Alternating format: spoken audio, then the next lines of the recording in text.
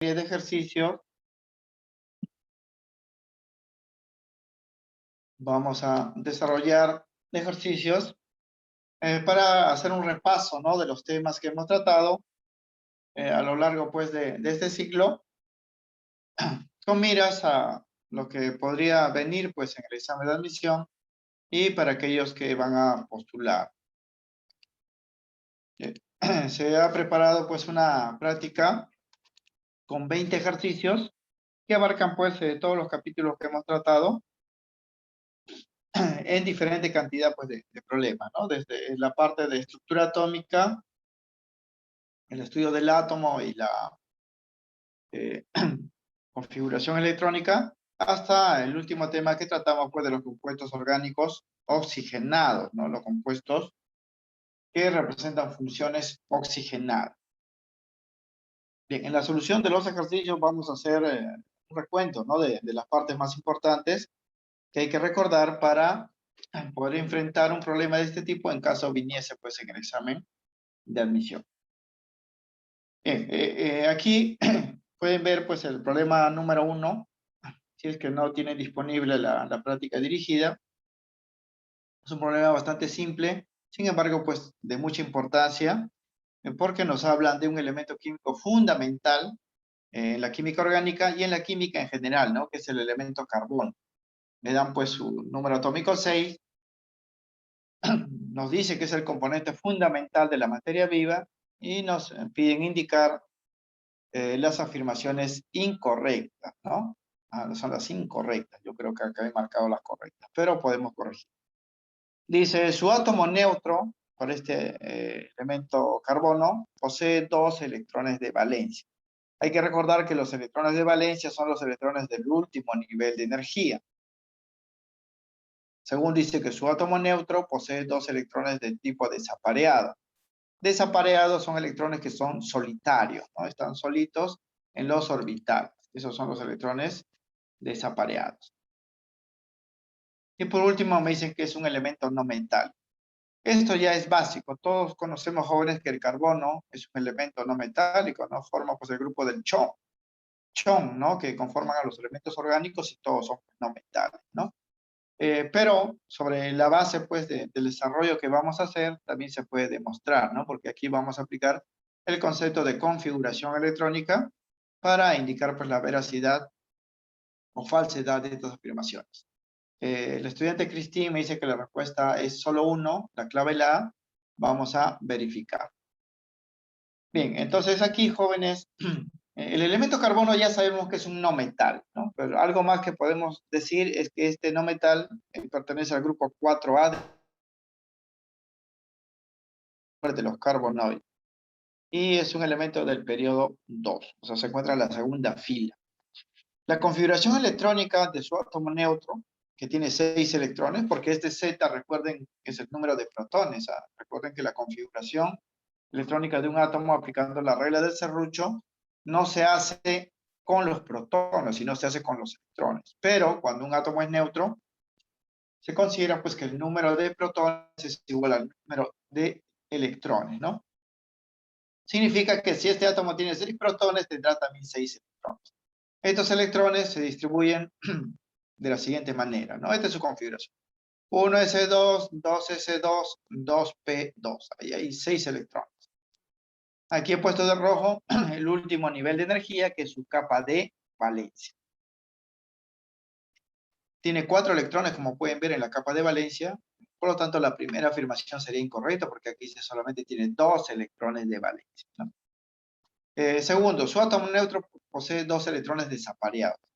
Para indicar la veracidad de esos, jóvenes, hay que desarrollar esta configuración sobre la base de la regla de Hund, es decir, distribuir a los electrones por orbitales. Recuerden que los orbitales son lugares de la nube electrónica del átomo donde existe la mayor probabilidad de ubicar a los electrones. Estos lugares o estas regiones pueden contener como máximo 2 electrones con espines opuestos, ¿no?, con flechas opuestas, porque los electrones se representan con esa flecha llamada espín. Pero eso va a depender también de la cantidad de electrones que tenga el átomo, ¿no? Si tiene los electrones suficientes, todos los orbitales van a estar llenos. Si no es así, algunos van a estar incompletos y los electrones van a estar solitarios, electrones desapareados. Aquí tenemos dos tipos de subniveles, los subniveles S y los subniveles P. El 1S y el 2S tienen dos electrones, están llenos, significa que sus orbitales también lo están, ¿no? El S tiene un solo orbital que puede acoplar dos electrones, es por eso que se llena con dos. En cambio el P, ¿no?, que aquí también está en la capa de valencia de carbono, puede tener hasta 6 electrones en 3 orbitales. Pero como no hay 6, solamente hay 2, significa pues que estos no están en orbitales llenos, ¿no? La distribución por orbitales es así. El 1S, acá está, con sus 2 electrones. El 2S, acá está, con sus 2 electrones. Pero el 2P, como tiene 3 orbitales y puede contener hasta 6 electrones, aquí solamente pues va a haber 2, ¿no? Acá también se ha pasado eso. Va a tener solamente 2 electrones, ¿no? 2 electrones, porque termina pues de la forma P con 2 electrones, P2, ¿no?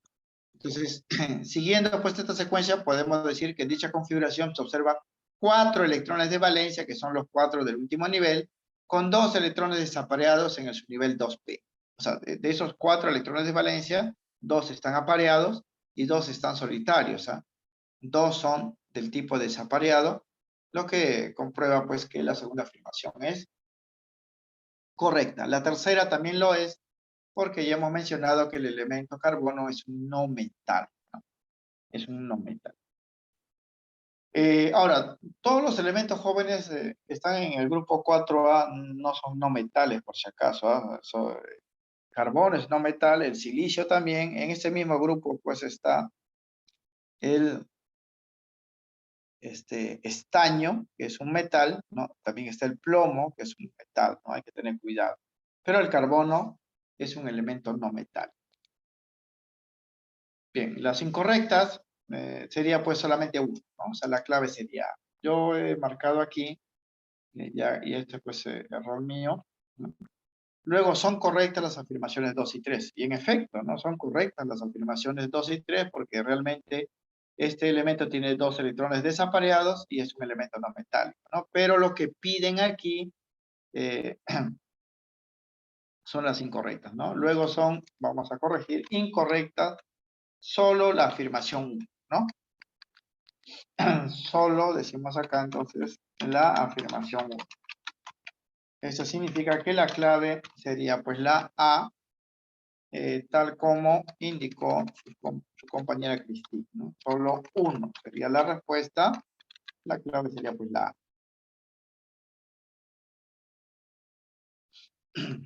Bien, entonces en el desarrollo vemos esto, ¿no? Ahora esto es sencillo, jóvenes, porque la configuración pues solamente tiene 6 electrones, ¿no? Si tuviese más, sería pues ya un desarrollo más extenso y un análisis más detallado. ¿Cómo va a pasar en el ejercicio número 2? En el ejercicio número 2, como pueden ver, nos hablan de otro elemento fundamental pues en la química, que es el cloro. Dice, el cloro es un no metal halógeno del tercer periodo. Se emplea en la fabricación de muchos productos químicos, plásticos, insecticidas y también la potabilización del agua. Determine su número atómico, o sea, el valor de Z. Z, número atómico, es el número que se emplea, jóvenes, para ubicar un elemento en la tabla periódica sobre la base de la configuración electrónica. Y justamente me dan pues información de la ubicación de ese elemento en el periodo, ¿no? Y en el grupo, ¿no? Nos dicen acá, para este problema, que el cloro se ubica en la tabla periódica actual en el periodo 3. ¿Qué significa eso, no? Periodo 3 o tercer periodo. Esto quiere decir que este átomo de cloro posee solo 3 niveles de energía. Quiere decir que cuando haga la configuración, a lo más puedo llegar al tercer nivel, no puedo llegar al cuarto ni más, ¿no? Y dice que también es un halógeno. Esto es una información adicional.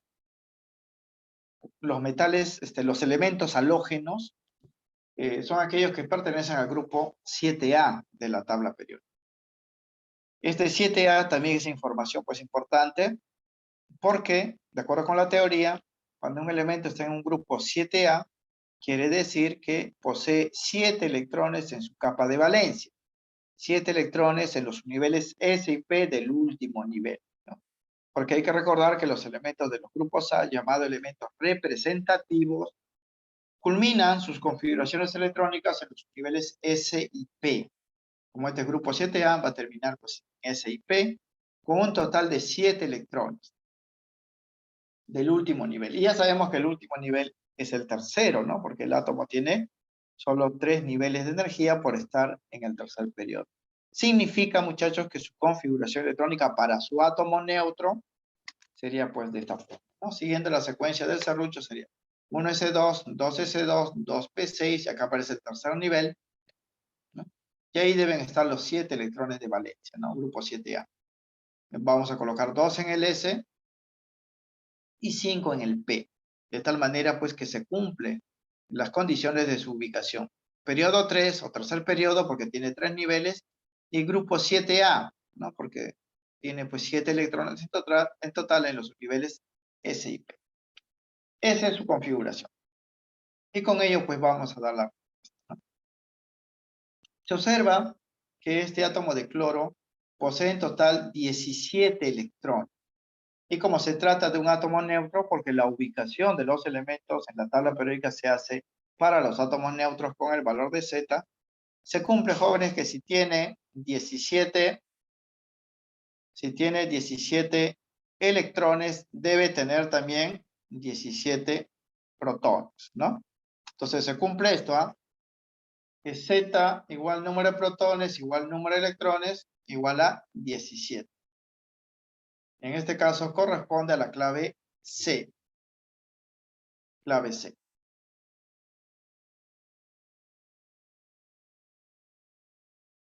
Bien, aquí también, jóvenes, es un problema directo porque a nivel de examen de admisión, como tienen pues esa modalidad de eco, podrían, ¿no?, dar su configuración electrónica y sobre la base de esa configuración pedirle pues algunas cosas adicionales, ¿no? Pero para nuestro caso, esto vendría a ser la respuesta.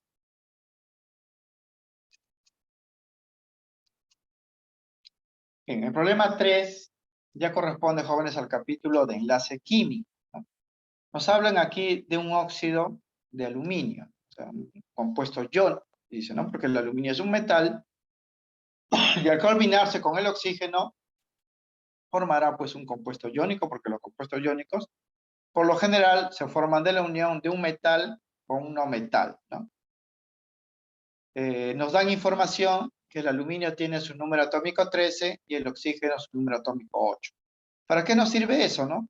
Porque cuando querramos hacer la estructura Lewis de los compuestos iónicos o covalentes, hay que conocer, jóvenes, los electrones de valencia. Los electrones de su último nivel, que son los que van a participar en la formación de los enlaces.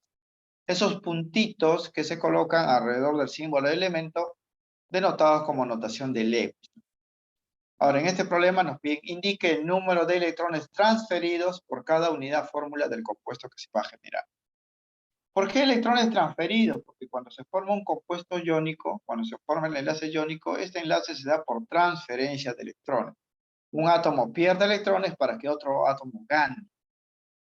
De esa forma se genera un catión y un anión, iones de cargas opuestas, los cuales se van a atraer, y ahí aparece pues el enlace iónico, ¿no? Porque el enlace iónico es enlace entre iones. Entonces, en ese proceso de formación del compuesto iónico, el metal es el que pierde los electrones. Todos sus electrones, ¿ah? Y el no metal pues va a recibir esos electrones en una cantidad dada que se complete lo que se llama la regla del octeto, ¿no? Deben tener pues ambos 8 electrones en su último nivel. Bien, entonces para averiguar, jóvenes, cuántos electrones se han transferido, yo debo hacer la estructura Lewis del compuesto. Primero vamos a determinar los números de electrones de valencia de cada átomo para conocer sus notaciones de Lewis. Para ello vamos a utilizar la configuración electrónica con base en estos números atómicos. El aluminio Z13, su configuración sería así, ¿no? 1s2, 2s2, 2p6, hasta aquí son 10, 3s2, 3p1, 13. Su capa de valencia tiene 3 electrones. Mientras que el oxígeno, su configuración electrónica para 8 electrones sería 1s2, 2s2, 2p4. Su capa de valencia, que es el segundo nivel, tiene 6 electrones. Ojo que el aluminio es metal, el oxígeno es no metal. ¿Ah? El aluminio le va a transferir estos 3 electrones al oxígeno.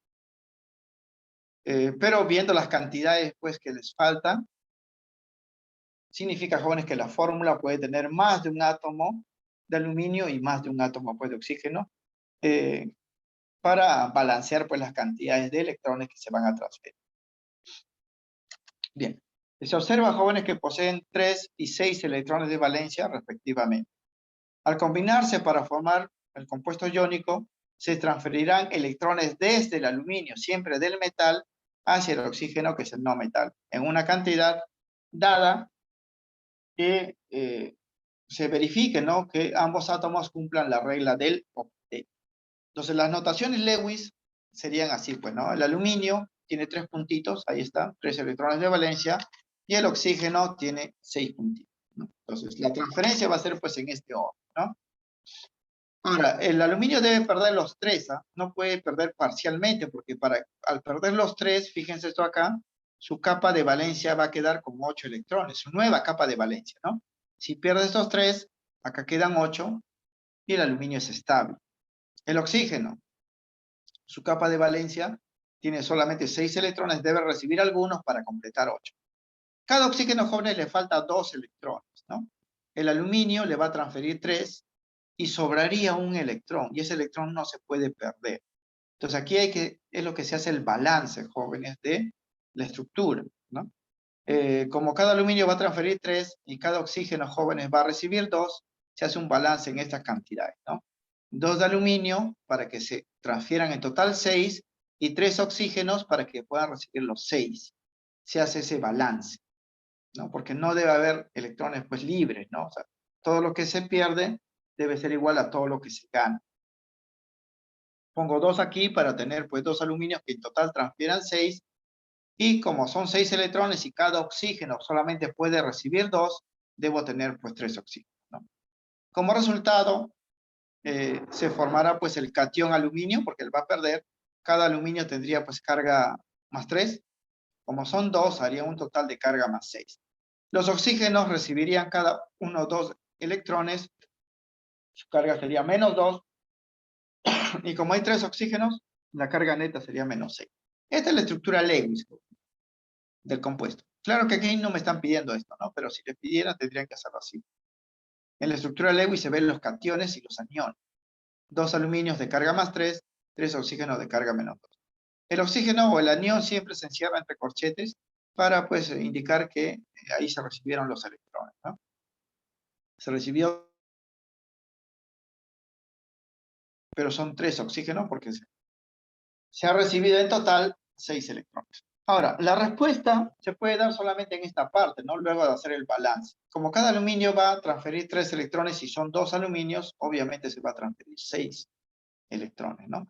O también, si ya tiene la estructura hecha, van a decir, el aluminio perdió 3 electrones. Pero como son 2 aluminios, perdió pues 6, ¿no? Se transfirieron 6.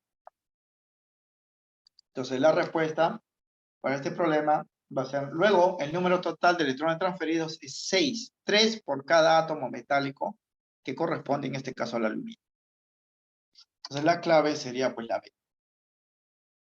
Eso para el caso de los enlaces iónicos, ¿no? El enlace covalente, si ustedes recuerdan, se produce con partición de electrones, ¿no? Ahí se unen los electrones para formar parejas de electrones que son orbitales llenos que mantienen unidos pues a los átomos. Aquí no, aquí se transfieren los electrones de un átomo a otro. Bien, problema número 4. En este problema número 4 también hablamos pues del enlace químico, enlaces moleculares, y nos centramos principalmente en el agua, ¿no? Que es una sustancia química también muy importante en procesos físicos, químicos y biológicos, ¿no? Nos dice, es un líquido de moléculas polares, los cuales se unen mediante los enlaces por puente de hidrógeno. Esa afirmación es verdadera, ¿no? Se puede demostrar haciendo la estructura de la molécula pues, del agua, ¿no? Porque disuelve a toda la sustancia. Eso sí es falso, porque sabemos que el agua no disuelve a toda la sustancia, disuelve a muchas sustancias, ¿sí? Pero no a todas. Por ejemplo, no disuelve los plásticos, ¿no? No disuelve, por ejemplo, los minerales, ¿no? No disuelve los metales, no disuelve la madera, ¿no? Es así, no disuelve las grasas. Pero ¿por qué se le llama disolvente universal? No porque disuelve a todos, ¿ah? Sino porque disuelve, pues, a una gran cantidad de compuestos, ¿no? O en todo caso es el solvente más utilizado. Sería incorrecto entonces esto. Y la tercera, el átomo central de oxígeno presenta hibridación sp3. Y la hibridación, jóvenes, es una característica de los átomos centrales en las moléculas que definen su forma geométrica, ¿no? Cuando un átomo tiene hibridación sp3, la forma de la molécula puede ser en tres variedades: tetraédrica, eh, piramidal o angular. Y vamos a ver que el agua es angular, ¿no? Porque tiene un ángulo de enlace de 104,5 grados. Y sería correcto, entonces la clave sería la C, tal como indica pues su compañera Cristina, ¿no? Bien, aquí el sustento, ¿ah? Propiedades del agua. La primera es verdadero, porque el agua es un líquido a condiciones ambientales, porque también se puede encontrar como vapor, ¿no? Y como hielo, ¿ah? O sólido, pero a condiciones ambientales es un líquido conformado por moléculas polares que se mantienen unidos entre sí por el enlace puente de hidrógeno. Esto es debido a su geometría irregular, es una molécula irregular, ¿no? Y por la presencia también de los enlaces HO en su estructura. La estructura del agua es así, es una molécula angular, ¿no? Está unido a dos hidrógenos de esta manera, con enlaces simples y tiene dos pares libres. Justamente esto genera simetría y hace que la molécula sea polar. Los enlaces HO garantizan pues que aparte que es polar, genere enlace por puente de hidrógeno. Correcto. La segunda sí es falso, porque se le conoce como solvente universal porque es el solvente más usado, pero no disuelve pues a todas las sustancias, ¿no? Y eso lo sabemos. Solamente disuelve aquellas de moléculas polares y aquellas que sean sustancias iónicas. A ellos los disuelve. El resto no. El resto no. Y hay muchos, ¿sabes? Que no son pues solubles en agua, sobre todo los compuestos orgánicos. La tercera es verdadero, porque en esa estructura, jóvenes, ¿no? Observamos pues la presencia, ¿no? Para el oxígeno, de dos enlaces sigma y dos pares de electrones libres. O sea, 4 orbitales de enlace en su capa de valencia, y eso corresponde a la hibridación sp3, ¿no? Es sp3. Cuando solamente hay 3 orbitales de valencia, y el átomo se enlaza o tiene la posibilidad solamente de enlazarse a 3 especies, se dice que tiene hibridación sp2. Cuando solamente tiene la posibilidad de enlazarse a 2 especies, es sp, ¿no? Sp. Además, ustedes lo pueden pues reconocer por la geometría. Geometría angular, ¿no? Con 2 pares libres es hibridación sp3. Entonces la clave sería acá la alternativa C.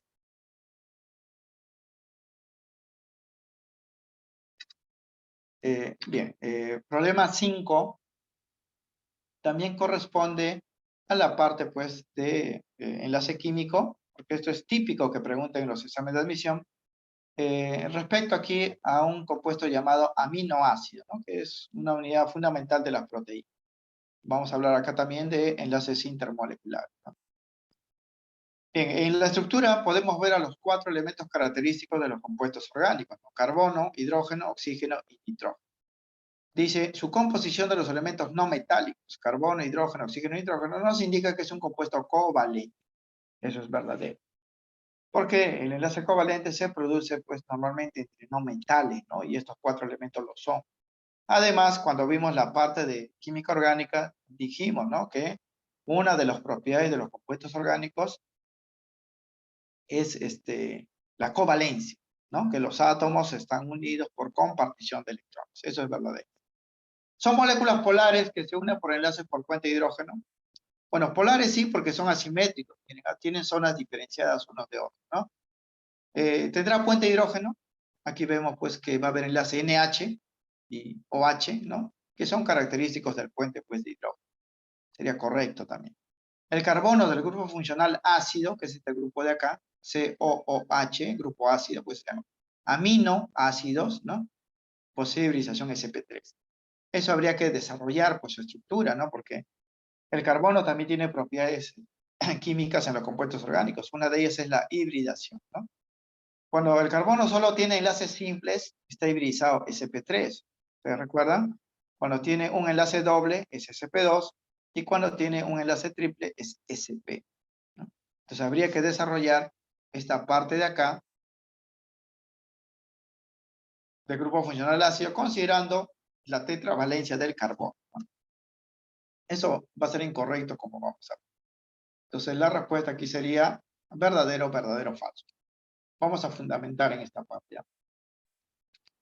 Bien, la primera es verdadero porque los aminoácidos son compuestos orgánicos y como tal son pues covalentes, ¿no? Pero además eso se puede comprobar porque este aminoácido está formado por 4 elementos no metálicos y los no metales forman enlaces covalentes. Y además también lo podemos visualizar en su estructura, ¿no? Porque en la estructura vemos una serie de líneas que representan enlaces simples, dobles y triples, que son pues parte de los enlaces covalentes, ¿no? Los átomos están unidos por compartición de electrones. La segunda también es verdadero, porque la molécula posee regiones diferenciadas. Esta zona es distinta a esta zona, por lo tanto la molécula es asimétrica, por lo tanto es polar. Pero además, su composición y estructura indican la presencia de enlaces NH, ¿no? Y OH, los cuales generan, como ya sabemos, enlaces por puente de hidrógeno. Sería correcto. La tercera, jóvenes, es incorrecta. Es falso. Muy bien, Cristín también confirma que la D. Porque en estos compuestos el grupo funcional principal, ¿no? El grupo funcional principal es el grupo carboxilo o grupo ácido, esto de acá. Tendríamos pues que desarrollar la estructura de, ¿no? El carbono ya tiene un enlace ligado, jóvenes, a la cadena del aminoácido, ¿ah? Entonces, como este carbono de acá es tetravalente, le falta 3 enlaces, ¿no? Va a estar unido con el oxígeno y con el OH, ¿no? Y la estructura que se va a generar va a ser de esta forma, así, ¿no? De esta manera. Debe haber 4 líneas siempre alrededor del carbono, ¿no? Como este OH debe estar independiente porque así hay puente de hidrógeno, el otro carbono, el otro oxígeno que falta debe estar unido con enlace doble. ¿Por qué? Porque debe haber 4 líneas. Debe haber 4 líneas. Ahora, esta estructura también lo hemos dado la clase última que vimos de compuestos orgánicos oxigenados, ¿no? Porque ahí está esta representación, ¿no? Del grupo carbonilo que hay en estos compuestos. Así. No puede haber enlace triple porque ni el oxígeno ni el hidrógeno pueden formar enlace triple, ¿eh? El oxígeno, grupo 6A, solamente le faltan 2 electrones para completar el octeto, puede formar 2 enlaces simples o un enlace doble. No hay más posibilidades. El carbono sí puede formar enlace simple, doble o triple, pero en este caso, como está unido a 2 oxígenos en posiciones distintas, va a ser un doble y un simple. Ahora, notan que el carbono tiene un enlace doble y cuando tiene un enlace doble tiene una hibridización particular, ¿no? Se observa que el átomo de carbono posee un enlace doble, por lo tanto se encuentra hibridado de la forma sp2. sp2. Recuerden, cuando el carbono tiene solo enlaces simples, es sp3. Si hay un enlace doble, es sp2. Y si hay enlace triple, es sp. Dobles en el mismo carbono, ¿no? Pero eso es un caso ya particular. Entonces aquí la clave sería la D. Verdadero, verdadero, falso.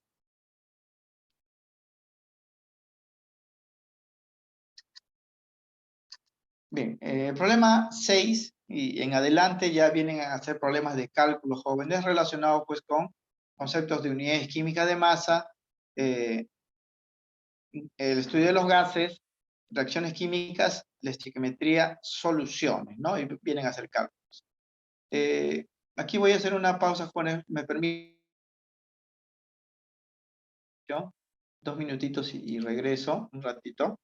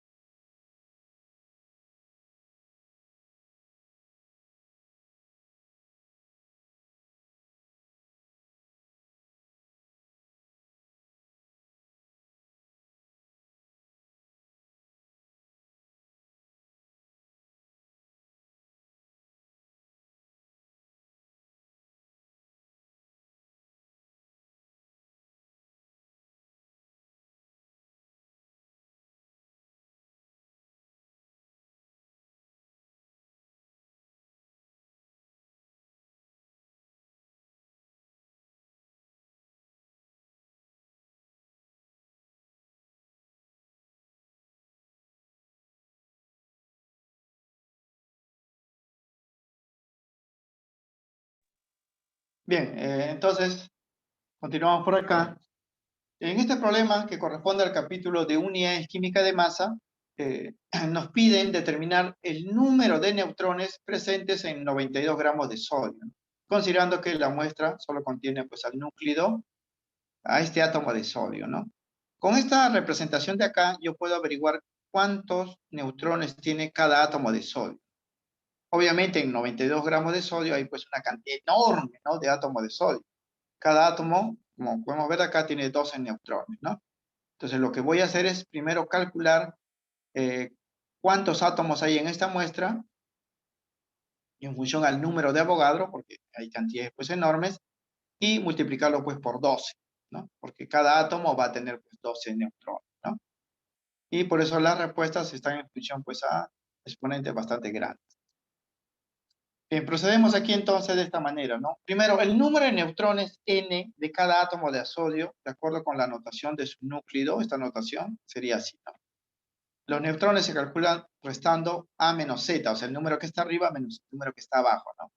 23 menos 11 saldría 12.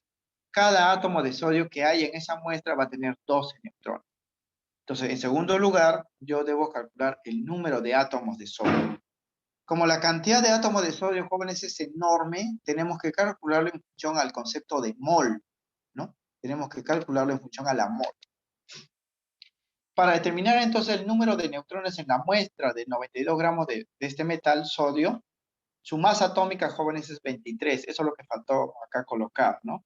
Ustedes pueden recurrir a la tabla periódica para buscar la masa atómica porque se va a utilizar, vale 23. Y a nivel de examen de admisión sí le vendría pues de datos, ¿no? Primero debemos conocer el número de átomos que hay en 92 gramos de sodio.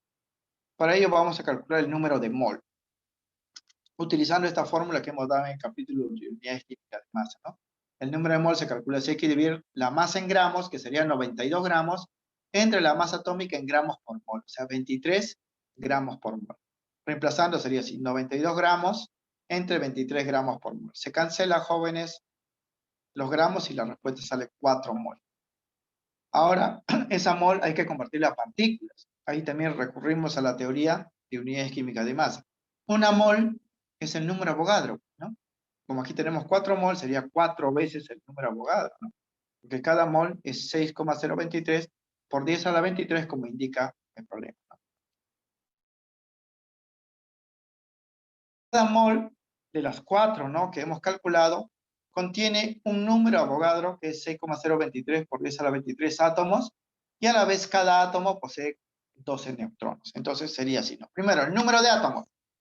Como son 4 moles, sería 4 veces el número Avogadro. El número de neutrones. Como ya tenemos la cantidad de átomos, eso hay que multiplicarlo por 12, ¿no? Porque cada átomo va a tener 12 neutrones de este número de átomos, ¿no? Entonces aquí ya habría que hacer la operación matemática, ¿no? 12 por 4 por 6,023 por 10 a la 23, eso le va a salir 2,99 por 10 a la 25. Eso ya la parte algebraica, ¿no? Y eso sería pues la clave, la A. Bien, entonces, jóvenes, cuando ustedes quieran averiguar cuántos átomos o moléculas hay en las muestras químicas, siempre hay que hallar N, número de mol, ¿no? Y una vez que tenemos el número de mol, lo podemos convertir a partículas utilizando pues el número Avogadro, porque cada mol es igual a un número de Avogadro partícula, ¿no? Ahora, aquí el número de Avogadro utilizado es 6,023 por 10 a la 20.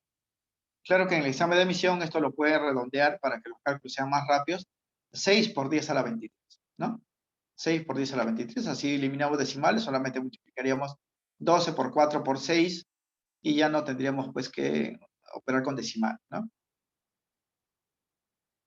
A nivel de examen de admisión de San Marcos se simplifican muchas cosas, jóvenes, para que las operaciones sean más rápidas. Bien, esa vendría a ser la respuesta para el ejercicio número, en este caso, 6. Problema 7. Este es un problema, jóvenes, de estequiometría, pero no tenemos la reacción química, ¿no? Pero no es necesario porque aquí también podemos aplicar el concepto de unidades químicas de masa, que es lo mismo pues que la estequiometría aplicada a compuestos, ¿no? Dice, el bromo líquido, que es el bromo 2, se puede obtener de la electrólisis del bromuro de potasio fundido, ¿no? O sea, este compuesto de acá, el potasio bromo, ¿no? Bromuro de potasio. O sea, de ahí se puede sacar el bromo líquido por electrólisis. Electrólisis es la ruptura de la molécula por acción de la electricidad, ¿no? O sea, separamos por un lado el potasio, por otro lado el bromo, y así obtenemos el bromo líquido.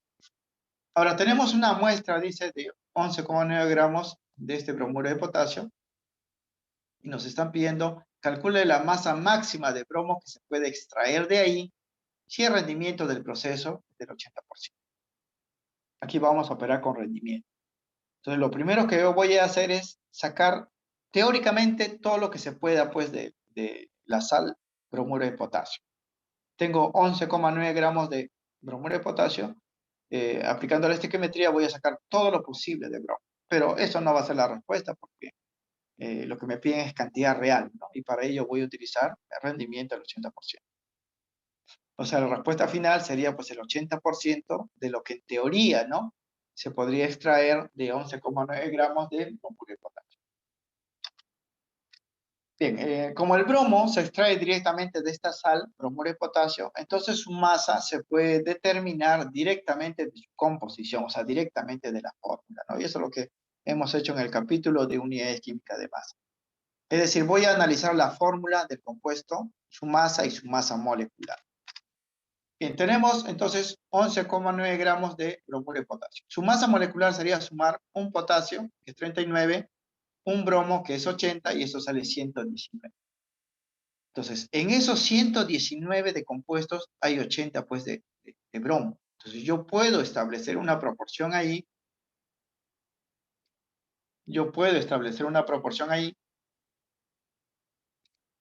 Entre la masa del bromuro de potasio y la masa de bromo que está contenido, ¿no? Por estequiometría. Como el total vale 119 y el bromo representa 80, se puede establecer esta proporción. La masa de bromuro de potasio es a la masa de bromo, como 119 es 80.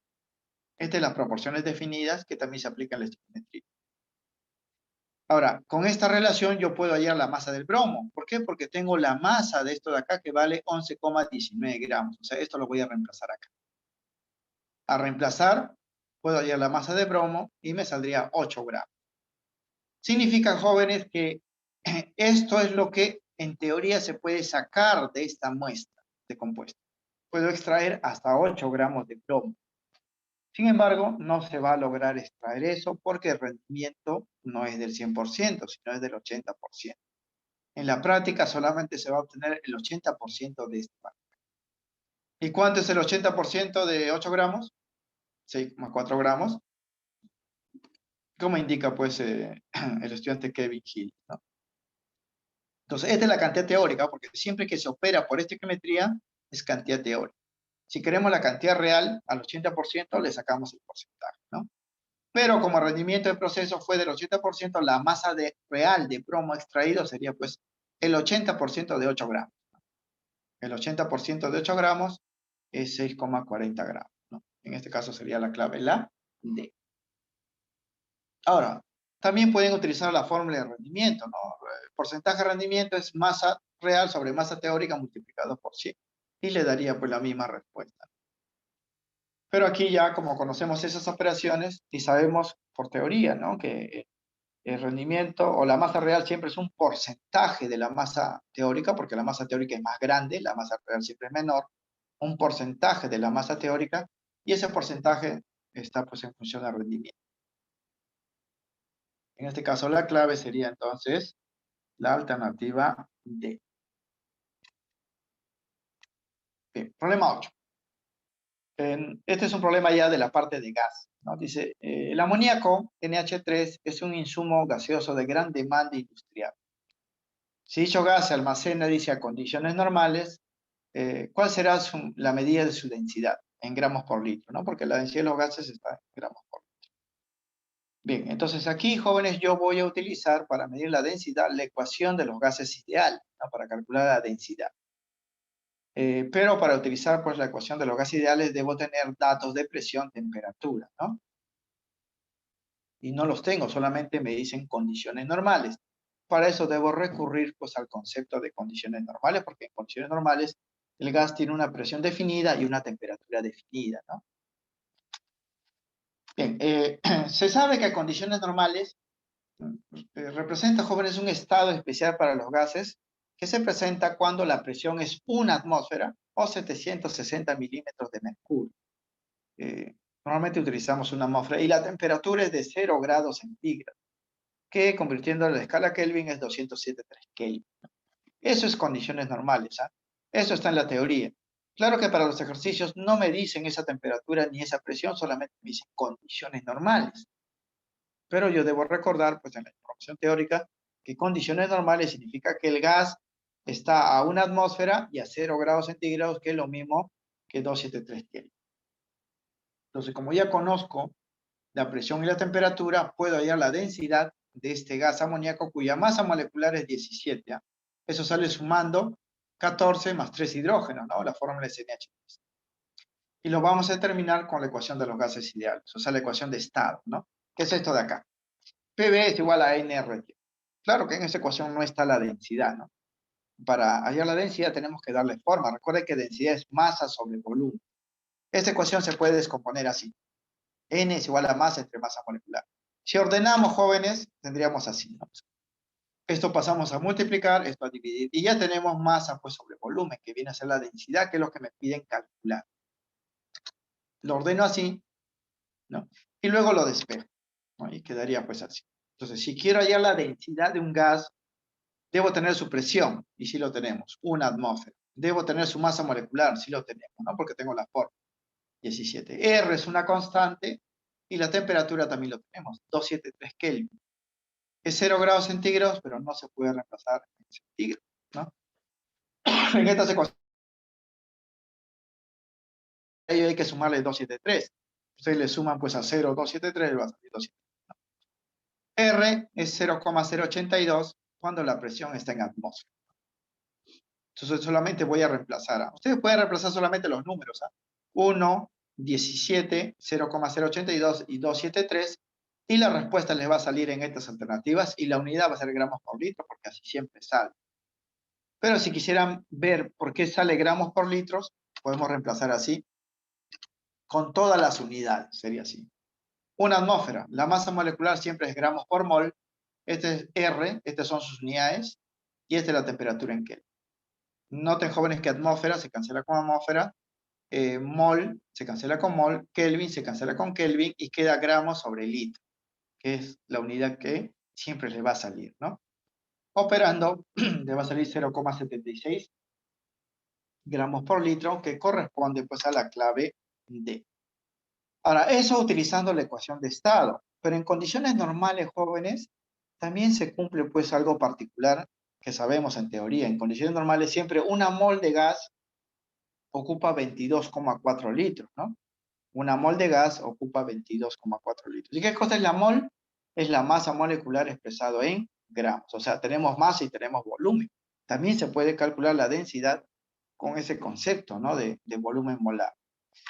Entonces, jóvenes, la relación directa, si ustedes no quieren utilizar la ecuación de estado, para determinar la densidad de un gas a condiciones normales es así. La densidad es a calcular dividiendo la masa molecular entre 22,4 litros. ¿Sabes por qué? Porque en condiciones normales una mol, esto es la mol, ocupa un volumen de 22,4 litros. La mol es igual a la masa molecular expresada en gramos. O sea, para este problema directamente yo pude dividir 17, que es la masa molecular pues, el amoníaco, sobre 22,4 litros, y esa división me sale lo mismo. Y ustedes lo pueden comprobar. Mira, aquí multipliquen 1 por 17, sale 17 arriba. Multipliquen 0,082 por 273, le va a salir 22,4, que es lo mismo, ¿no? Entonces, si ustedes utilizan esta fórmula, también pueden llegar a la misma respuesta. 0,76 gramos por litro. Pero si quieren pues asegurarse, ¿no?, de que el cálculo está bien, utilizan por la ecuación de estado.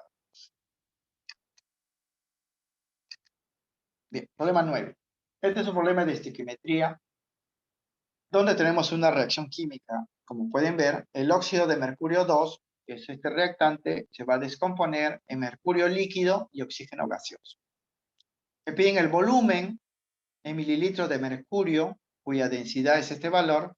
Se podrá obtener a partir de una muestra de óxido de 1468,8 gramos. O sea, el dato es el masa.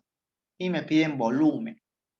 Ese tipo de cálculo no se puede hacer en estequiometría. Hemos visto cálculo mol-mol, mol-masa, masa-masa, Masa, volumen a condiciones normales, solo para gases, y volumen después de gas, ¿no? Entonces aquí me están viendo volumen de un líquido, no se puede. Entonces lo que yo voy a hacer es, como tengo de dato masa, voy a calcular primero la masa de mercurio y luego lo voy a convertir a volumen utilizando la densidad. Eso es lo que vamos a hacer. Hemos visto ya varios problemas de esta parte. Estequiometría lo hemos visto en 2 capítulos. ¿Ah? El mercurio es una sustancia líquida, por lo que a partir del dato de la masa de óxido, porque lo que tenemos es el óxido, calcularemos la masa primero de mercurio. Y luego haremos una conversión a volumen empleando la densidad. Bien, entonces el dato es el óxido de mercurio, la incógnita es el mercurio. Vamos a balancear la ecuación se balancea con estos números, ¿ah? 2, 2, 1, como pueden verificar. 2 mercurio, 2 oxígenos, 2 oxígenos. Ponemos arriba el dato, 1468,8 gramos, y aquí pongo la incógnita. Voy a hallar primero su masa, lo que me piden es su volumen. Entonces debajo deben ir masas, y esas masas están acá de información. Aquí hay 2 moléculas de óxido de mercurio. Cada mercurio vale 200 y el oxígeno vale 16, entonces sería 216, valdría el HGO. 216, pero hay 2 moléculas, sería entonces 2 por 216. Aquí también hay 2 mercurios, cada mercurio vale pues 200, sería 2 por 200 en gramos. Establecemos la proporción definida, él sobre él, igual a él sobre él, y puedo hallar la masa de mercurio que saldría 1360 gramos. Esa es la respuesta del mercurio en gramos, pero lo que a mí me piden no es gramos, sino es volumen en mililitros. Entonces, ya teniendo esta masa, voy a hacer la conversión a volumen.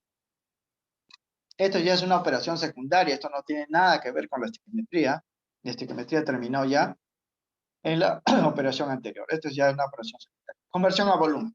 Sabemos que la densidad es masa sobre volumen. Por tanto, si yo quiero volumen, debo modificar la ecuación de esta forma, ¿no? Pasar la densidad abajo. O sea, debo dividir la masa que he calculado, 1390 gramos, entre la densidad que viene de dato. La densidad está acá, como pueden ver en el enunciado, la densidad vale 13,6 gramos por mililitro, y es 1360. Notan que hay relación, ¿no? Pues en los cálculos van a salir más rápido, para que el número de respuesta sea entero, ¿no? Voy a dividir entonces 1360 gramos entre la densidad que es 13,6 gramos por mililitro. Se cancela gramos y la respuesta sale pues en mililitros. Esta división, 1360 y 13,6 sale 100, ¿no? Y eso corresponde pues a la clave la B. La clave la B, tal como confirma también el estudiante Kevin Hill, ¿no? Esa es la respuesta. Estequiometría. Ya saben los procedimientos que hemos seguido. Bien, ejercicio número 10. Esta es de la parte de reacciones químicas. Le piden, aquí le dan 3 reacciones químicas y le piden identificar cuáles son de óxido-reducción. O sea, cuáles son reacciones redox. Las reacciones redox, como hemos mencionado en la teoría, son reacciones donde ocurre la reducción de sustancias, que es ganancia de electrones, y la oxidación de sustancias, que es la pérdida de electrones. Pero ¿cómo yo verifico que una ecuación química que me den es redox? Voy a verificar, los jóvenes, si hay cambios en las cargas o números de oxidación de las sustancias. O sea, debo para cada ecuación colocar las cargas de todas las especies y ver si hay valores que han cambiado, siguiendo las reglas, ¿no?, de los cálculos de numeración. Pero en este caso, jóvenes, ustedes pueden deducir fácilmente quiénes son de oxidación, reducción, redox, y van a ser 2 y 3. La respuesta es 2 y 3. 1, ¿por qué no es redox? Porque esta reacción, como ustedes lo pueden ver, es una reacción de intercambio, reacción de metátesis. Y como solamente hay un intercambio, los elementos no van a cambiar sus cargas, no solamente cambian de posición. Al no haber cambio de cargas, no es redox. Si lo vamos a demostrar mediante los cálculos, ¿ah? En cambio, la ecuación 2 y 3, noten, miren que acá veo al cobre solito. Y cuando está solito tiene carga 0. Pero acá lo veo combinado. Entonces ahí sí va a tener carga. Y si hay cambio de carga, jóvenes, ya basta que uno nomás cambie de carga, ya es redox, ¿no? Ya es redox. Lo mismo acá, miren, ¿ah? Acá el oxígeno está solitario, tiene carga 0. Pero acá está combinado, tiene carga -2. Entonces, ya cambió de carga, ya la reacción es redox, ¿no? De esa manera lo pueden definir, ¿no? Sin necesidad de estar calculando cada carga. Pero si quisieran hacerlo, tendríamos que recordar pues algunos iones particulares, ¿no? Por ejemplo, este NO3 es un ion muy conocido que se llama ion nitrato. Siempre tiene carga -1.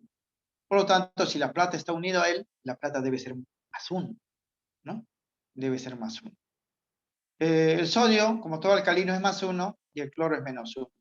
Aquí la plata, como este cloro sigue siendo -1, la plata también es +1. Este nitrato es -1, el sodio sería +1, ¿no? Entonces, para la primera reacción tendríamos estas cargas. Debo conocer esto de acá. Si conozco que esto vale -1, él debe ser +1 porque la suma de cargas es 0. Conozco el sodio que vale +1 porque todo alcalino es +1, el cloro debe ser -1. Como el cloro es -1, la plata debe ser +1. Y como este nitrato es -1, el sodio es +1. Significa que ninguno ha cambiado de carga. ¿Qué ha pasado? Miren, esta plata, ¿por qué se ha unido al cloro? Porque tiene cargas opuestas. Este sodio, ¿por qué se ha unido al nitrato? En el intercambio, porque tienen cargas opuestas. Siempre en reacciones de intercambio o metátesis no va a ser redox, eso ya por descarte, porque solamente están cambiando posición.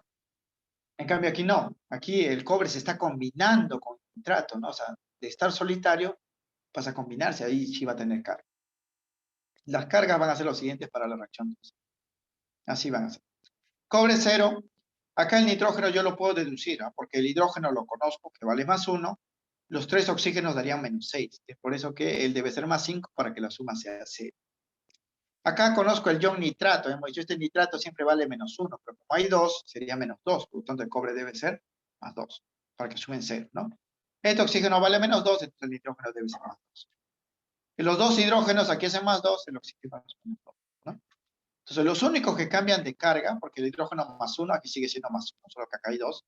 El oxígeno aquí es -2, aquí también es -2 no cambia, incluso acá.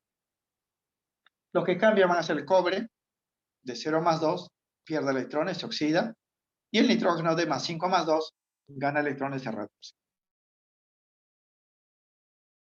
Y la tercera reacción también va a ser, ¿sí? Porque miren, estos 4 hidrógenos hacen +4, significa que el carbono es -4. Pero acá fíjense en el CO2, estos dos oxígenos hacen -4, el carbono pasa a +4, o sea, hay cambio de carga. Aquí el oxígeno es 0, pero acá es -2 y acá también es -2. El hidrógeno se mantiene constante.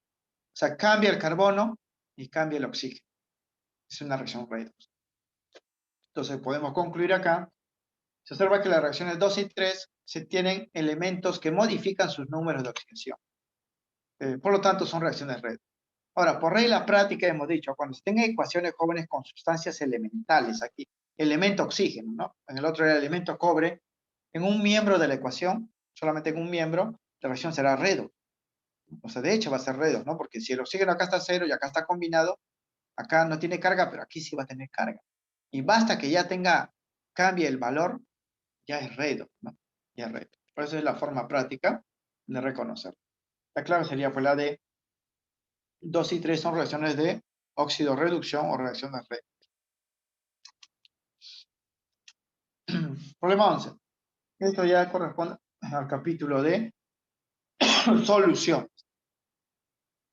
Dice, se desea preparar una solución diluida de hidróxido de magnesio, cuya fórmula está indicada ahí, para lo cual se disuelven 2,9 gramos de este hidróxido en suficiente agua hasta formar 5 litros de solución. Nos piden allá la normalidad. Hemos dicho, jóvenes, que la normalidad es una unidad de concentración química que requiere muchos pasos para calcularlo, porque hay que calcular número de equivalentes y el número de equivalentes se requiere pues varios procedimientos, ¿no? Pero hay una fórmula directa para calcular la normalidad y es igual a la molaridad por teta, ¿no? La molaridad sí es más fácil de calcular, solamente necesito masa, que me dan, masa molecular, tengo la fórmula y el volumen en litros. Solamente me faltaría hallar el valor de teta. Y para los hidróxidos, porque este es un solo otro hidróxido, teta es igual al número de OHs que hay en la fórmula. Como el hidróxido posee 2 OHs, teta vale 2. De esa manera lo vamos a determinar. Bien, el hidróxido de magnesio, MgOH2, su masa molecular es 58 porque hay que sumar, miren, 24 que es el magnesio más 2 OHs. Cada OH vale 17, por 2 sería pues 34, 58. Es el soluto de esta solución. En su estructura se observa, jóvenes, la presencia de 2 iones OH, hidroxilo, teta vale 2. Por lo que su molaridad y normalidad serán los siguientes. A mí me piden la normalidad, pero es más fácil primero calcular la molaridad y luego multiplicarlo por teta para hallar la normalidad sin utilizar pues la ecuación directa, ¿no? La molaridad se calcula con esta forma. Masa entre masa molecular, que es moles, sobre volumen, ¿no? De la solución, en litros. Tengo la masa, acá está, 2,9 gramos. Tengo la masa molecular, 58. Y tengo el volumen en litros, 5 litros, ¿no? Pues puedo hallar esto fácilmente. Reemplazando sería así, 2,9 gramos, 58 gramos por mol, 5 litros. Ahora aquí he puesto con todas las unidades, ¿ah? Porque cuando cancelen gramos, gramos, le va a salir pues, esto por extremos y medios sale mol por litro, que es la unidad de la molaridad. Claro que a mí me interesa solamente el número, ¿no? Porque la respuesta solamente está en números. Pero si quieren las unidades, lo pueden deducir de esta forma. La 11 es la B, en efecto, como indica el compañero estudiante Kevin Giles, porque al tener ya la molaridad, la normalidad se calcula, jóvenes, así, molaridad por teta, ¿no? Ya tengo que esto vale 0,01 y teta vale 2 para este hidróxido porque tiene 2 OH, ¿no? Sería entonces 0,01 por 2 sería 0,02. Este es el número de la respuesta. Claro que sus unidades dice que va a salir en equivalente con litro, equivalentes por litro. Y eso es obvio porque la normalidad tiene esta unidad. Entonces aquí la respuesta sería pues la clave la. Entonces siempre que le pidan, jóvenes, normalidad, operen mejor con la molaridad, hay en el valor de teta. Para los ácidos, por ejemplo, teta es número de hidrógenos. Para las sales es la carga total de los cationes que se forman, ¿no? Entonces la respuesta aquí sería la clave B. Bien, 12. Esta es pregunta de examen de admisión San Marcos, jóvenes, de hace muchos años, ¿no? Pero a veces se repiten las preguntas, ¿ah? Y podría venir. Dice, se dispone de 20 mililitros de una solución acuosa de ácido clorhídrico 0,055 molar. Determine, dice, el número de equivalentes de soluto presentes en la solución. Jóvenes, ese término número de equivalentes está dentro de la normalidad, dentro de la ecuación de la normalidad, ¿eh? Entonces, si yo quiero hallar el número de equivalentes, tendría que hallar la normalidad. Pero, como ya hemos dicho, esto pues el cálculo es complejo. Mejor pues, como tengo de dato la molaridad, la normalidad lo puedo reemplazar molaridad por teta. La molaridad vale 0,055 y teta, como este es un ácido, valdría 1, ¿no? Porque tiene un solo hidrógeno, ¿no? Así puedo hallar pues el número de equivalentes. Los números equivalentes entonces del soluto en una solución se determinan a partir de la normalidad porque la ecuación es esta, ¿sí? Esto es lo que me están pidiendo. Normalidad es igual al número de equivalentes soluto sobre el volumen de la solución en litros. El volumen debe estar en litros, ¿ah? Ojo que acá el volumen está en mililitros. Entonces, si yo quiero el número de equivalentes, porque esto me están pidiendo, voy a despejar, esto lo voy a pasar a multiplicar. El número de equivalentes sería normalidad por el volumen. El problema es que no tenemos en este problema, tengo el volumen, solamente debo convertirlo a litros, pero no tengo la normalidad. En vez de la normalidad tengo la molaridad. Entonces, en vez de este N, voy a reemplazar su equivalente, que es molaridad por T. La molaridad acá está, y teta vale 1, porque este ácido posee un solo hidrógeno. En los ácidos, teta es el número de hidrógeno, ¿no? Bien, decimos entonces acá, el parámetro teta para este soluto ácido es 1, pues solo posee un átomo de hidrógeno. Entonces, su número de equivalentes será, pues, reemplazando ya. Molaridad 0,05, teta vale 1, y ese volumen, jóvenes, 20 mililitros en litros es 0,02. ¿Cómo se convierte esto? Dividiéndolo entre 1000, porque recuerden que cada litro es 1000 mililitros, ¿no? Entonces, 20 mililitros sería, pues, para convertirlo a litro hay que dividirlo entre 1000. 20 entre 1000 sale 0,02. Y simplemente hago la operación acá, ¿no? Este 55 por este 2 y luego las potencias de 10, ¿no? Y saldría, pues, 1,1 por 10 a la menos 3, ¿no? Por 10 a la menos 3.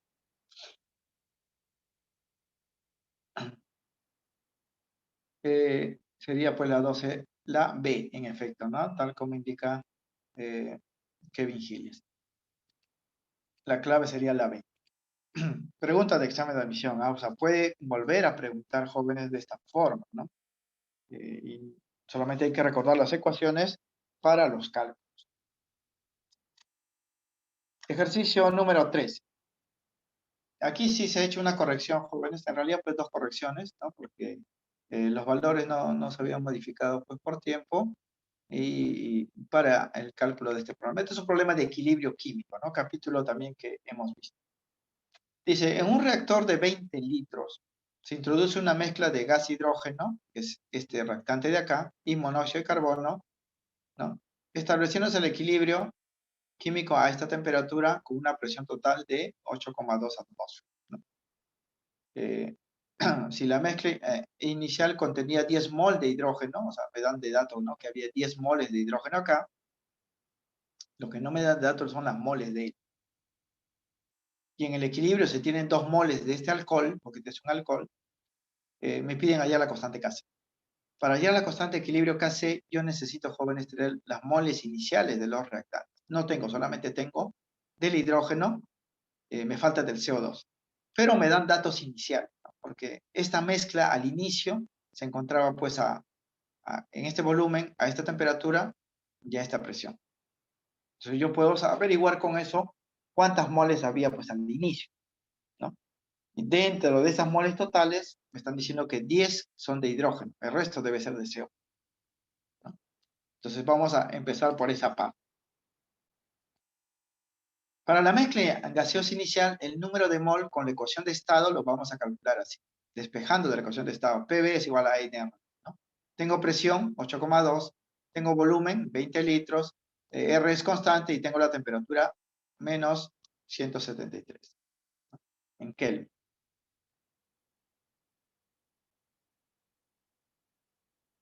Ah, no, aquí también, ya bueno, vamos a operar, jóvenes, tal como está, ¿no? Aquí se faltó hacer pues la corrección, pero el problema sí tiene respuesta, ¿no? Aquí la temperatura era en grados centígrados, ¿no? Está pues acá en Kelvin, en grados centígrados. Ya, presión 8,2, volumen 20 litros, ¿no? R toma este valor y la temperatura aquí, falta hacer la corrección, está en grados centígrados. Para pasarlo a Kelvin hay que sumarle 273. Esta suma me va a dar 100, ¿no? Me va a dar 100 para que los cálculos jóvenes sean pues exactos, porque si lo dejamos como 173 saldría una serie de decimales, ¿no? Y a nivel de San Marcos pues los cálculos vienen para simplificar, ¿no? Entonces aquí sale 100, 8,2 se puede simplificar con él, N valdría 20. Significa, jóvenes, que la mezcla inicial tiene 20 moles en total, ¿no? De estos dos gases. Pero ya nos están diciendo que dentro de esos 20 moles hay 10 moles de gas hidrógeno. Entonces el otro debe ser también 10, ¿no? Porque las moles totales son 20. 10 al de ahí, 10 al de ahí. Bien. Entonces, la reacción va a iniciar con 10 moles y 10 moles. Una parte de ellos se va a consumir y va a formar este producto, y cuando se forme va a aparecer 2 moles. Eso es lo que dice el problema. Entonces aquí ya voy a aplicar la estequiometría. Voy a balancear la ecuación, porque la ecuación se balancea con un 2 acá, porque son 4 hidrógenos, fíjense acá. Un carbono está balanceado, un oxígeno está balanceado. Como ya se conocen que son 10 moles de gas hidrógeno, entonces las moles de monóxido de carbono, CO, también es 10, porque las moles totales es 20, ¿no? El equilibrio se alcanza por consumo de una parte de los reactantes. En la ecuación balanceada, vamos a hacer esto, ¿no? Como las moles de hidrógeno y CO son 10 cada uno, voy a asumir, jóvenes, por coeficientes que de él se consuman 2x. Estequiométricamente de él se va a consumir x y de él va a aparecer x, ¿no? Por eso se asumen siempre las variables en función a los coeficientes. 2x, x y x, ¿no? Porque aquí es 2, 1, 1. Porque si yo asumiera x acá, aquí sería pues x medios, ¿no? Y no me conviene operar pues, con decimales, ¿no? O con fracciones. Voy a asumir que de él se consumen 2x, por lo tanto de él se consume x y de él se formará x. Esto es lo que vamos a tener en el equilibrio. Ahora, en el problema me dice que x vale 2, ¿no? Porque en el equilibrio se tiene 2 mol de alcohol. Entonces, si ya conozco x, puedo conocer estas moles, puedo hallar la molaridad y puedo hallar pues Kc, porque Kc está en función a las molaridades, no las moles, ¿ah? La molaridad. Molaridad es mol por litro, mol sobre litro, ¿no? Es así. Bien, nos dice, en el equilibrio se tiene 2 mol del alcohol, ¿no? Y sus moles, según las variables que estamos indicando aquí valen x, ¿no? Entonces x es igual a 2. Concluimos entonces que x igual a 2. Luego, entonces, ya teniendo el valor de x, vamos a calcular las molaridades de las sustancias en el equilibrio y el valor de la constante Kc, constante de concentración. Sería así. Primero, las moles de hidrógeno era 10 menos 2x sobre el volumen que vale 20, ¿no? Porque es moles sobre volumen. Molaridad siempre es moles sobre volumen. Estos son sus moles, ¿ah? 10 de lo que había menos lo que se ha consumido. Como x vale 2, sería 4, sería 6 sobre 20, eso es 0,3. Para el CO, sus moles eran 10 menos x, equivale 2, sería pues 8 sobre 20, ¿no? 0,4. Y para el alcohol sería x sobre 20, ¿no? X vale 2 porque de él se produjo 2 moles sobre 20, sería 0,1. Estos valores jóvenes 10x, 10 menos 2x, 10x, 10 menos x y x están pues en la parte de acá que hemos establecido la estequiometría. Acá está, sus moles son 10 menos 2x, 10 menos x y x, ¿no? Por eso lo estamos calculando aquí en términos de molaridad. Molaridad es moles sobre volumen. Estos son sus moles, este es el volumen. Estos son sus moles para él, este es el volumen. Estos son sus moles, volumen. Y Kc se escribiría así. Producto elevado pues a la 1, porque ese es su coeficiente, sobre reactantes, ¿no? El hidrógeno tiene coeficiente 2, está elevado al cuadrado, y el CO coeficiente 1. Reemplazando pues los valores, aquí sería 0,1 elevado a a la unidad. Molaridad del hidrógeno vale 0,3 elevado al cuadrado. Molaridad pues de el CO vale 0,4 elevado a la unidad, ¿no? Estamos reemplazando simplemente los valores, ¿ah? 0,1 para él, 0,3 al cuadrado y 0,4 a la 1. Y haciendo las operaciones, y pues sale pues 25,90, ¿no? 25,90. Y se ha dejado así en fracción porque operar 25 también me tomaría tiempo, y a nivel de examen de admisión de la San Marcos, los datos siempre van a estar adecuados para que ustedes puedan simplificar. O puedan pues operar en términos de exponenciales, ¿no? Que es rápido. Pero aquí hay que hacer una corrección, lo voy a corregir antes de enviarles el PDF ya de esta clase. La clave sería la D, tal como van a observar en las alternativas. Equilibrio. Bien, problema 14. Este es un problema de ácidos y bases. También problema de examen de admisión. Dice, el plasma sanguíneo, o sea, la sangre, posee un pH igual a 7,4.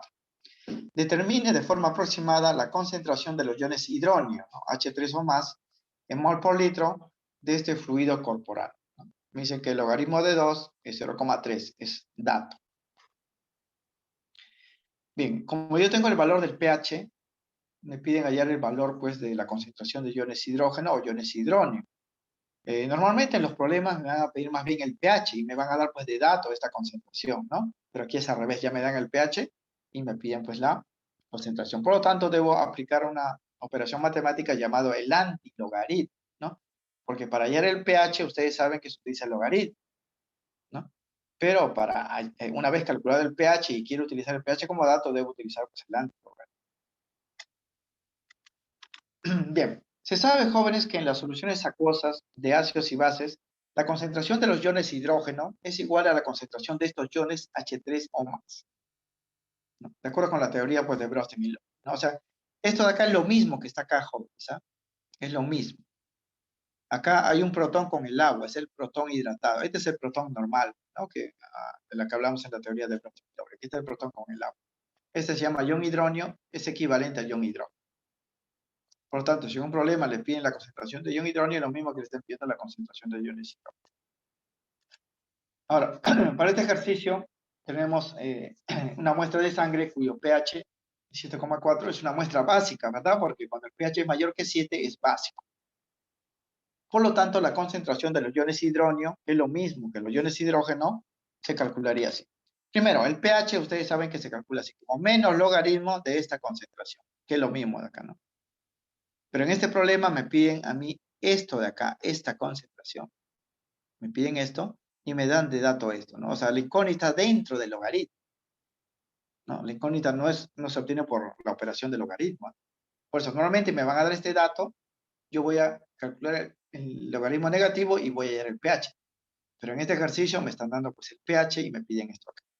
Entonces tengo que aplicar el antilogaritmo. El antilogaritmo es la ecuación exponencial. Esto lo voy a llevar pues a ecuación exponencial y quedaría así. Siempre la concentración de iones hidróneo o iones hidrógeno, que es lo mismo, es igual a 10 a la menos pH. 10 a la menos pH.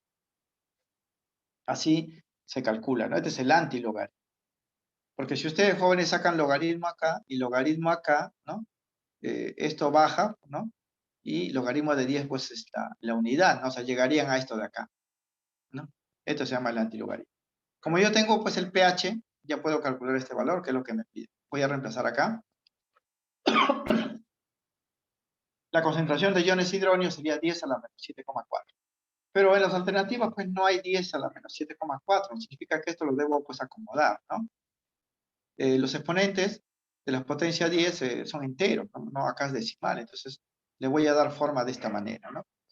Este 10 a la menos 7,4 lo voy a colocar como 10 a la menos 8 multiplicado por 10 a la 0,6, ¿no? Porque si yo pongo la misma base y sumo estos exponentes me saldría 7,4, ¿no? Además le voy a dar forma a este 10 a la 0,6, ¿no? Este 10 a la menos 8 lo voy a dejar acá. 10 a la menos 6 lo puedo escribir como 10 a la 0,3 multiplicado por 2, o sea, al cuadrado, ¿no? Al cuadrado. Ahora, ¿por qué es importante este numerito? Porque este es el dato del logaritmo, jóvenes. Porque si aquí aplicamos el antilogaritmo, diríamos pues que 2 es igual a 10 elevado a la 0,3. Así como aquí, este sería el 2, ¿no? Ponemos el 10 y este es el pH, pues, ¿no? Entonces, 2 es igual a 10 elevado a la 0,3. Entonces, siempre que vea 10 elevado a la 0,3, yo lo puedo reemplazar igual a 2, ¿no? Porque sería el antilogaritmo de esto de acá. Esto se puede escribir como 2 es igual a 10 a la 0,3. Entonces, 10 a la 0,3 es 2. Significa que dándole forma sería pues así, ¿no? O sea, en vez de esto de acá, reemplazo esto acá. Y esto es 4 por 10 a la menos 8, que corresponde pues a la clave. Eso ya es álgebra, ¿no? Porque hasta aquí llega la química, jóvenes. ¿Ah? Le dice pues aplicar el antilogaritmo, pero ya las operaciones matemáticas que resultan ya vienen a ser pues del álgebra, ¿no? Recuerden que el operador logaritmo surge, ¿no? Para resolver ecuaciones exponenciales, es decir, donde la variable esté pues como exponente, Entonces, por eso que matemáticamente la concentración de hidrógeno se calcula así, pero como normalmente yo quiero hallar el pH, esto lo paso pues a la forma logarítmica acá. Y se puede volver también hacia. La clave pues sería la alternativa B. Y ustedes pueden probar, ¿ah? Ahora sáquenle el negativo del logaritmo a este valor, 4 por 10 a la menos 8, y le va a salir 7,4. ¿No? Pueden usar sus calculadoras. Esto de acá, reemplacen acá, saquen el negativo de ese logaritmo, y le va a salir 7,4. Eso para comprobar.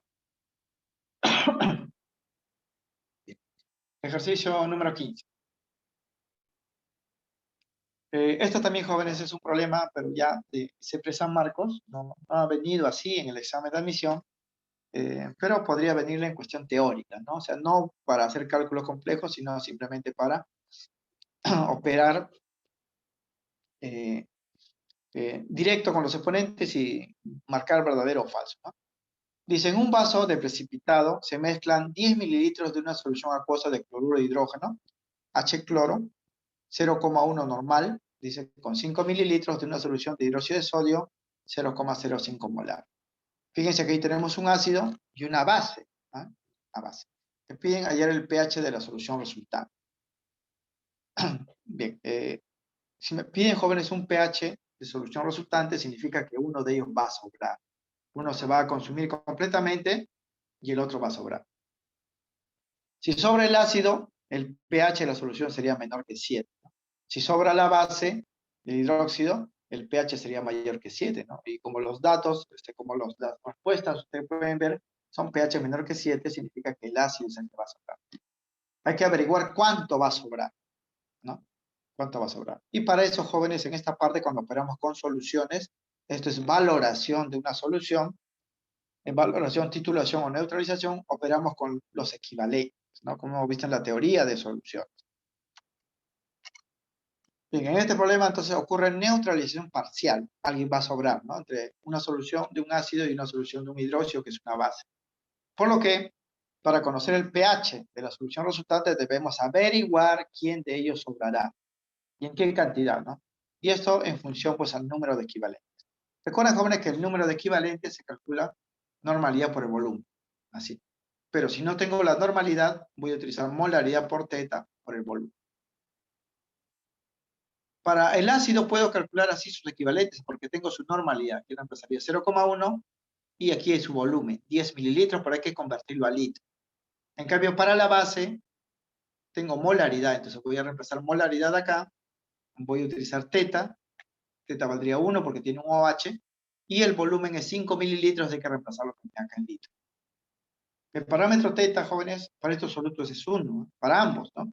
Porque el ácido posee un hidrógeno y la base un solo OH. Bien, voy a calcular los equivalentes entonces para saber quién va a sobrar. Primero para el ácido, H-cloro. Su normalidad, lo reemplazo acá, 0,1 es dato, y su volumen es 10 mililitros. 10 mililitros en litros sería 0,01. Hay que dividirlo sobre 1000. ¿Cuánto sale este producto? 0,1 por 0,01 sale 10 a la menos.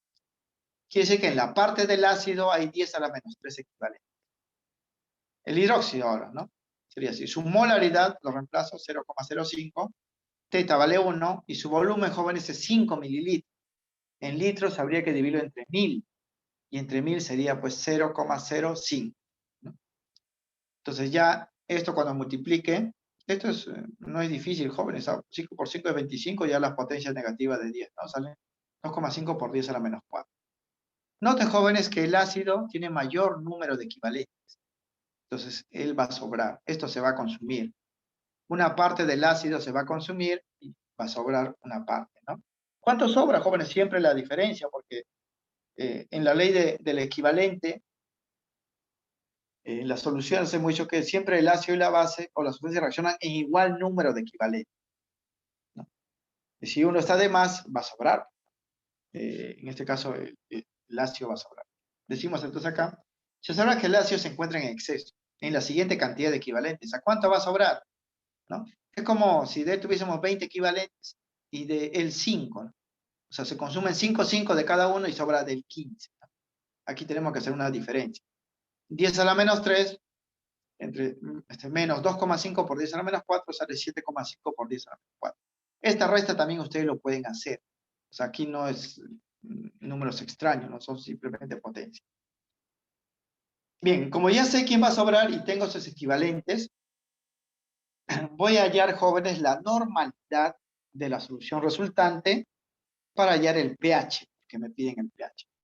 Esta cantidad de equivalentes que sobra va a encontrarse en un volumen más grande, ¿eh? Porque como hemos mezclado 5 mililitros de base y 10 mililitros de ácido, lo que va a quedar va a estar en un volumen de 15 mililitros, un volumen más grande, ¿no?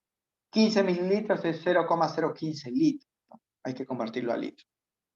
Como ya tengo los equivalentes y tengo el volumen de la solución final, voy a hallar su normalidad. Su normalidad sería así: número de equivalentes sobre el volumen de la solución. Número de equivalentes 7,5 por 10 a la menos 4 entre este volumen. Y sale 0,05. O 5 por 10 a la menos 2. 5 por 10 a la menos 2. Entonces, ya teniendo la normalidad, voy a hallar pues el pH. El pH, una forma alternativa es así, menos logaritmo de, ¿no? Logaritmo de la normalidad. Y cuando ustedes hallen ese logaritmo, le va a salir pues 1,3.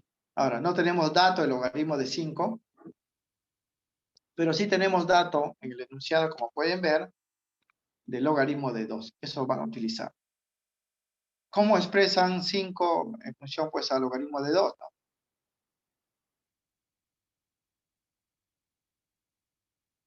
¿Cómo expresamos esto? Bueno, esto sería 5 por 10 a la menos 2. Ese 5 ustedes lo pueden escribir como logaritmo de 10 sobre el logaritmo de 2, ¿no? O sea, logaritmo de 10 medios. Logaritmo de 10 es se conoce que vale 1 y logaritmo de 2 es 0,3, ¿no? Haciendo los cálculos sale pues 1,3. Y eso sería también la parte algebraica. La clave sería la A.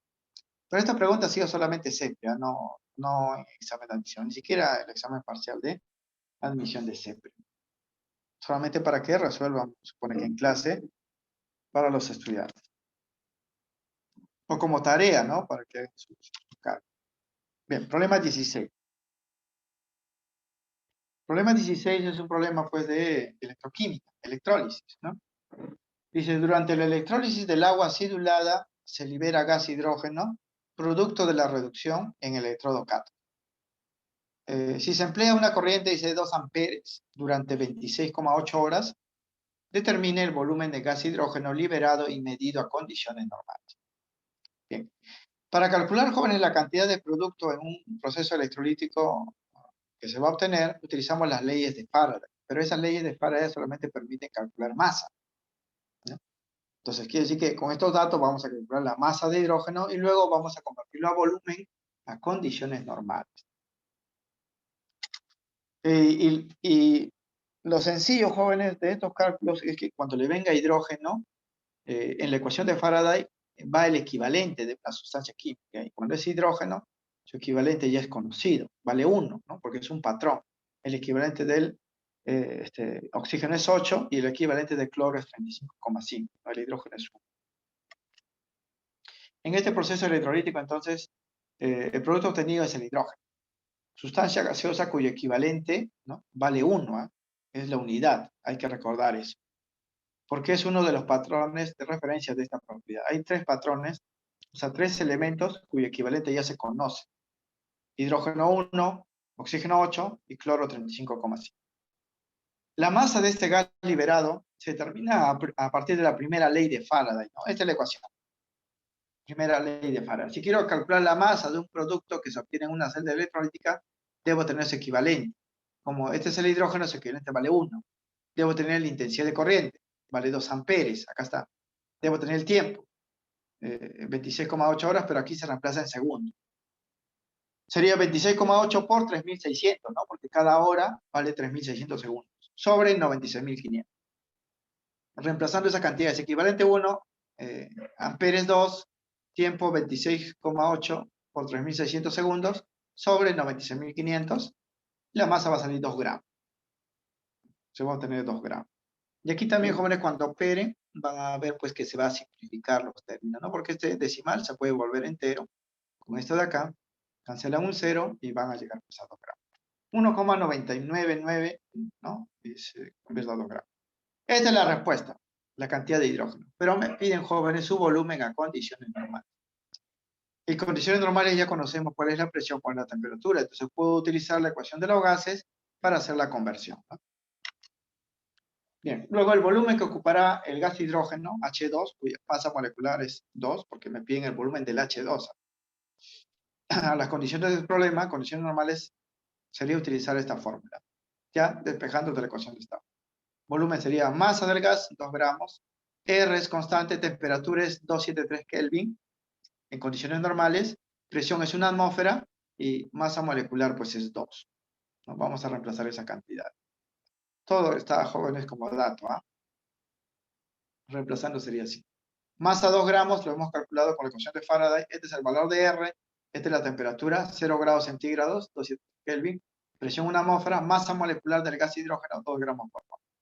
Se cancela, miren, gramos con este gramos, atmósfera con esta atmósfera, mol con este mol, Kelvin con este Kelvin, y el volumen sale en litros, ¿no? Y sale 22,4 litros. Eso vendría a ser la respuesta para el ejercicio número 16. Bien, entonces esta segunda operación, jóvenes, ya no tiene nada que ver con la electroquímica. La electroquímica acaba aplicando la ley de Faraday.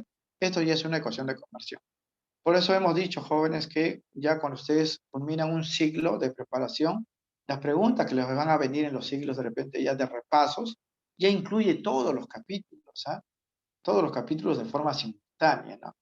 O sea, no están pues separados uno por uno, ¿no? Como en la parte, el primer problema que hemos hecho, hablamos del carbono, y ya hablábamos pues de la química orgánica, ¿no? Porque el carbono pues es un elemento importante en los compuestos orgánicos, ¿no? En la vida.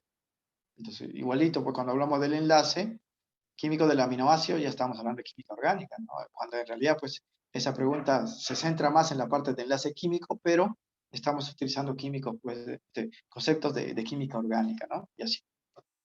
Bien, los ejercicios que restan, corresponde, jóvenes, a la parte ya de la química orgánica, y eso lo vamos a hacer pues de forma manual porque es corto, ¿no? Es corto. Bien, para el ejercicio 17, como pueden ver ahí en la pantalla, tenemos un alqueno dieno, un hidrocarburo alqueno que tiene dos enlaces dobles. Hay que nombrarlo, eso es lo que me pide.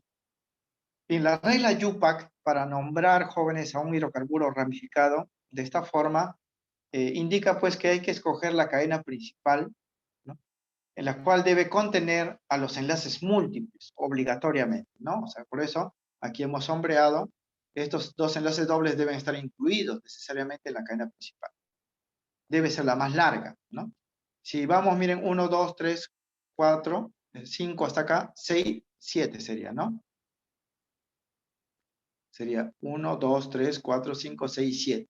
También otra posibilidad sería 1, 2, 3, 4, 5, 6, 7. Y también sería otra posibilidad 1, 2, 3, 4, 5, 6 y 7, ¿no? ¿Por qué se escoge hacia abajo? ¿Por qué no se escoge la lineal? La regla de Yupa dice, jóvenes, cuando hay más de una opción, ¿no?, de cadena principal, se debe escoger aquella que tenga el mayor número de radicales. Si yo escogiese la cadena lineal, las únicas ramas que sería el metil, y esto de acá, que sería un todo, sería el iso, ¿verdad? Si yo escojo la cadena principal, la lineal, sería este metil, y esto sería la forma iso, dos radicales. En cambio, si yo escojo hacia abajo, tendría un radical metil, otro radical metil y un radical etil, tres radicales. Entonces la regla Yupa, que es específica, la hemos dado pues en teoría, ¿no? Cuando se tiene más opción pues de una cadena principal, se escoge aquella que tenga mayor número de radicales, ¿no? Ya escogiendo eso, jóvenes, podemos dar la respuesta, ¿no? Porque tendríamos la radical. Esto sería pues acá uno de los radicales, que es el metil, ¿no? El otro sería acá, perdón, sería pues este radical, que es el también metil, y tendríamos otro radical de dos carbonos, que sería esto de acá, que sería pues el etil, ¿no? El etil. Ahora, para nombrarlo hay que enumerar, jóvenes, por el extremo más cercano al enlace múltiple, porque aquí manda el enlace múltiple, ¿no? Christine y Kevin me indican pues que la clave es la D, vamos a verificarlo. Entonces vamos a enumerar, jóvenes, por esta parte, ¿no? Esto sería pues el carbono número 1, ¿no? El carbono número 2, vamos a colocarlo pues en esta posición. Vamos a colocar solamente los carbonos que son pues importantes, ¿no? El carbono, este sería el 1, el 2, esto sería el 3, porque hay un radical. Aquí vamos a colocar el 3. Esto de acá sería pues el carbono 4. Este también es importante porque ahí está el enlace doble, el segundo enlace doble, carbono 4. Y aquí también colocaríamos pues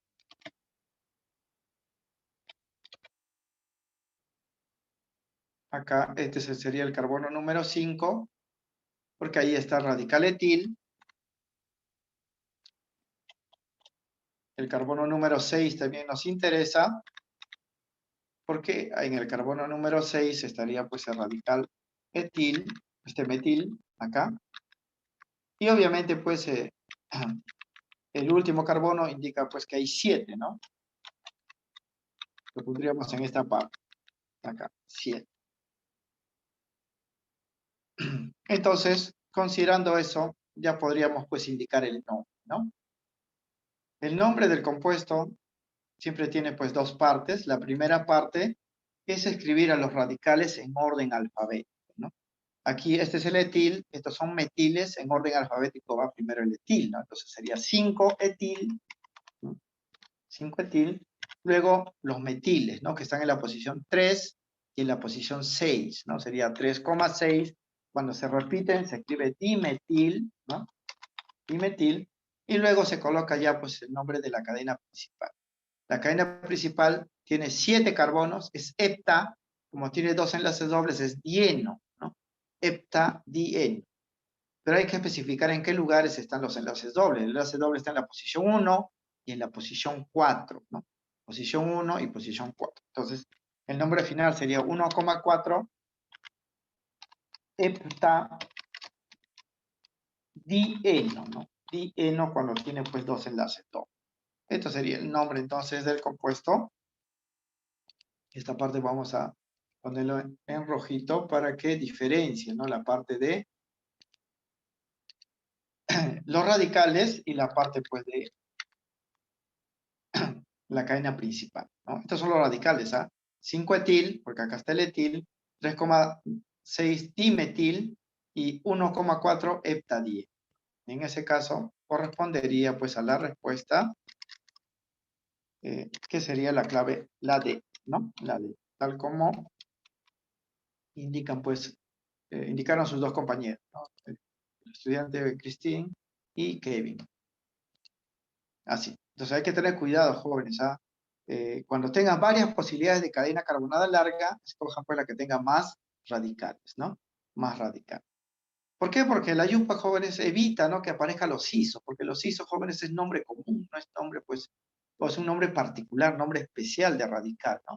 Lo que quiere la yupa es que aparezca por los nombres que sí se enlistan en la nomenclatura: metil, etil, propil, butil, no los isos, los neo, ¿no? Los sec, los ter, ¿no? No, que son nombres especiales, no deben, pues, incluirse.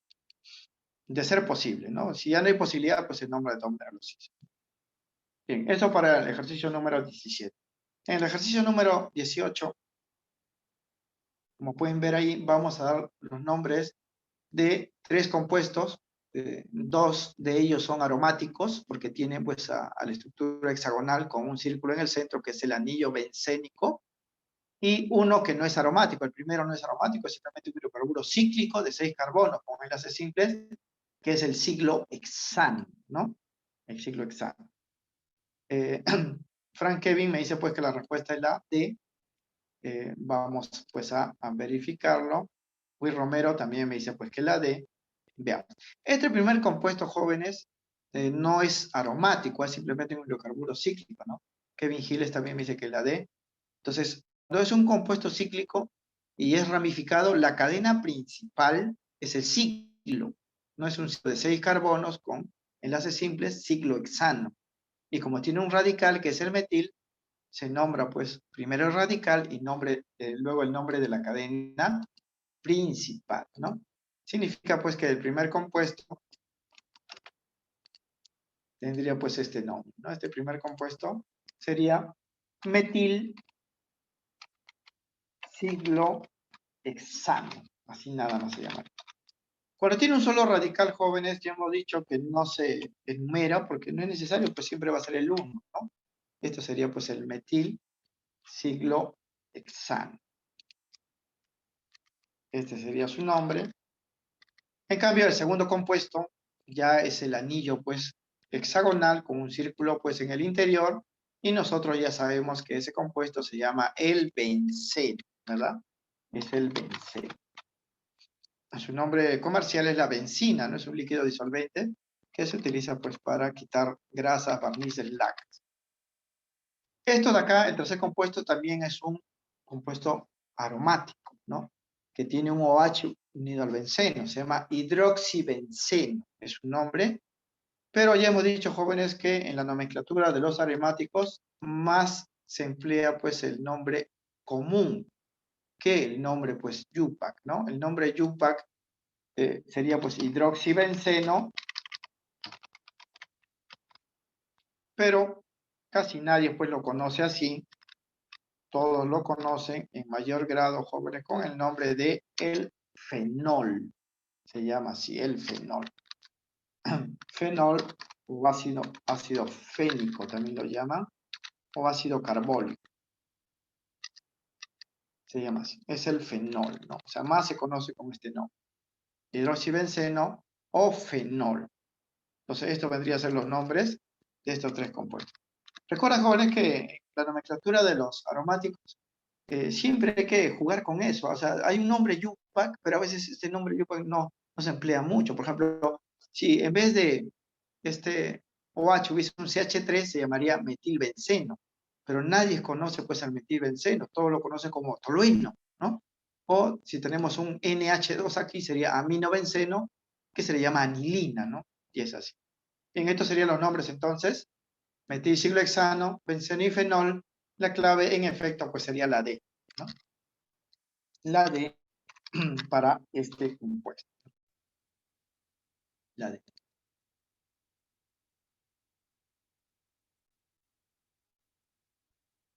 Ya, muy bien, es una buena pregunta. Me hacen, ¿qué pasaría, jóvenes, si este ciclo de acá no fuese cadena principal, ¿no?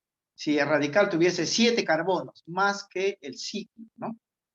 ¿No? O sea, los radicales normalmente, pues, son aquellas ramitas cuyo número de carbono es mucho menor a lo que tiene la cadena principal. Por eso acá la cadena principal, pues, es de 6, ¿no? Si acá hubiese una cadena de 8 carbonos y esto fuese un radical, ¿cómo se llamaría este radical, no? Ya no se va a llamar ciclohexano, porque no es cadena principal, pues, ¿no?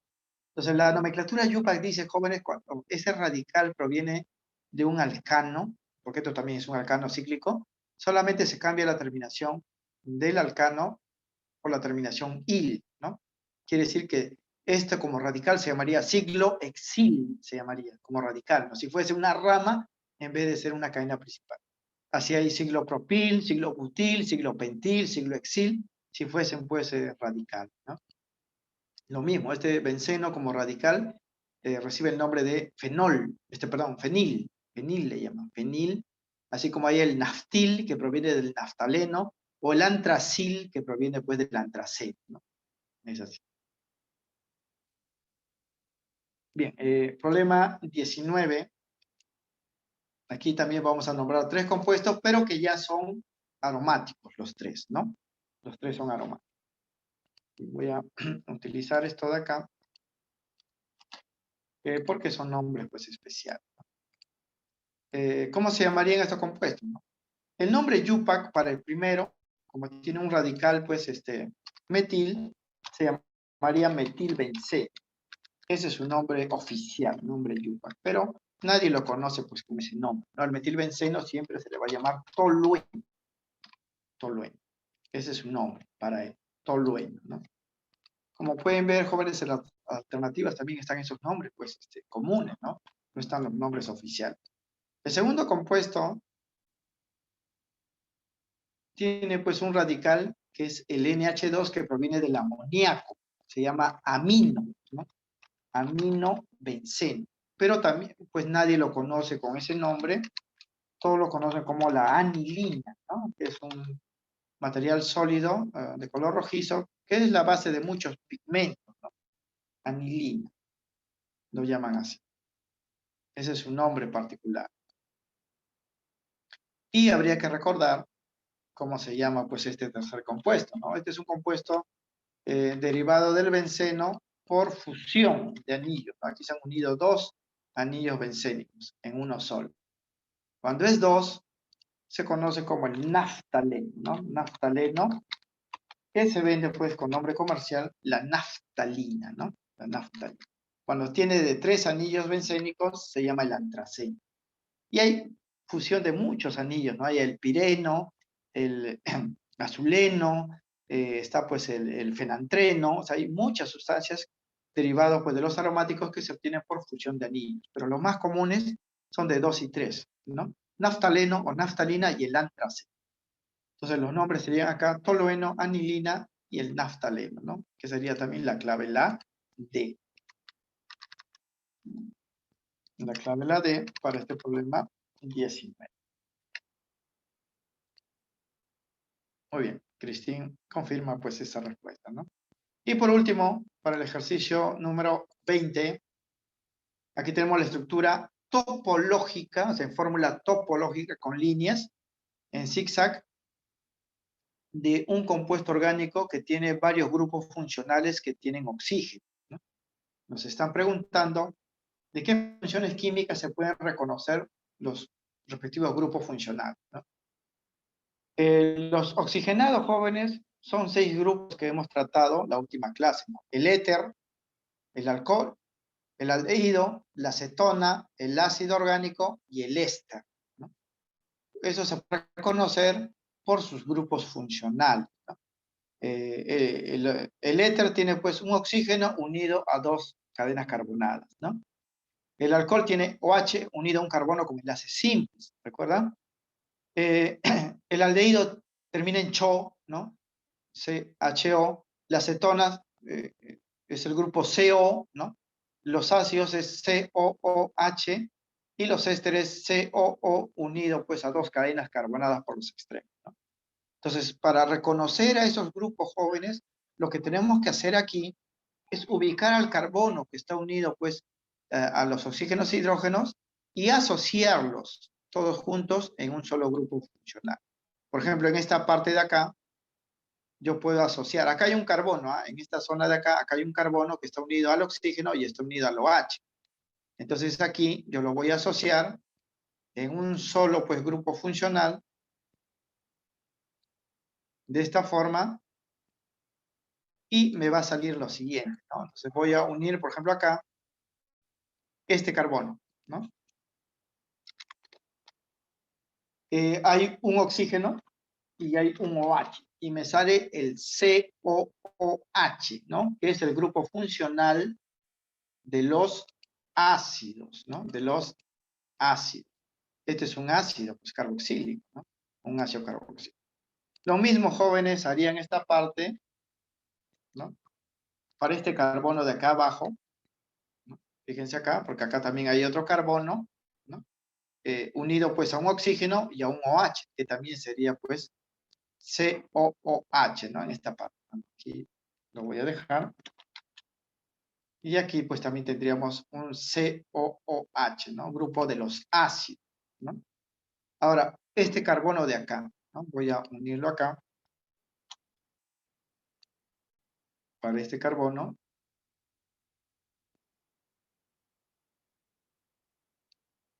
Aquí en esta partecita. Notan, jóvenes, que aquí un carbono unido pues a un oxígeno, ¿no? Entonces, si genero la agrupación, aquí sería solamente CO, ¿no? CO.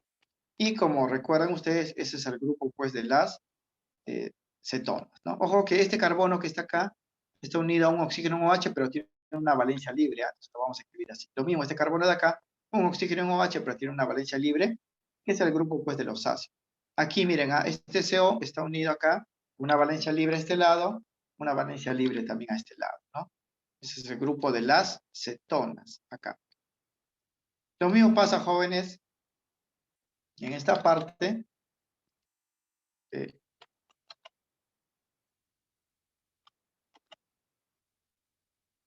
Acá hay un carbono unido pues al OH, ¿no? Y este carbono, como pueden ver, tiene enlace simple, ¿no? Y cuando está unido a un OH, eso es, pues, es un alcohol, ¿no?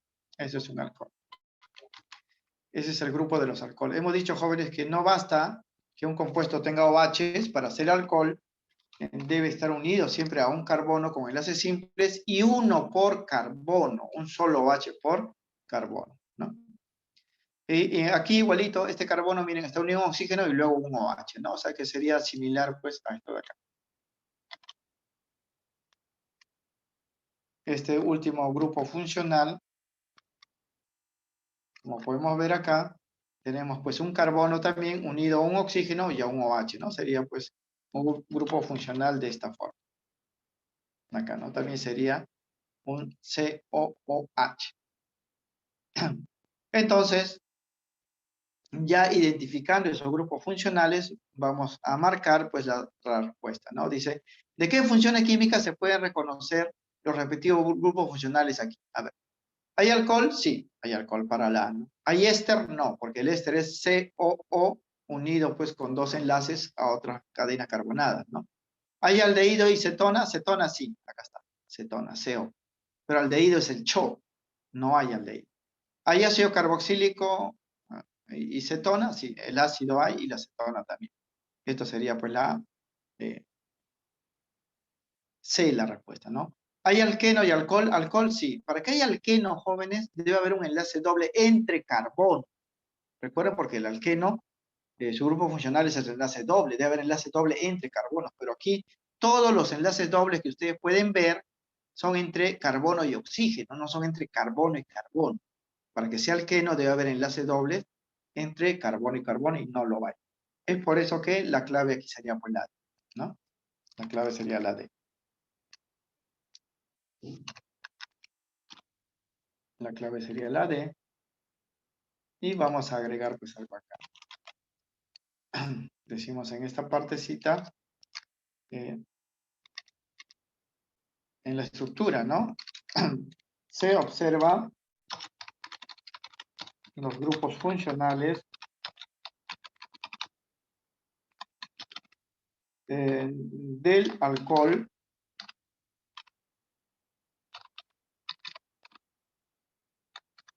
que es el OH que hemos puesto, ¿no?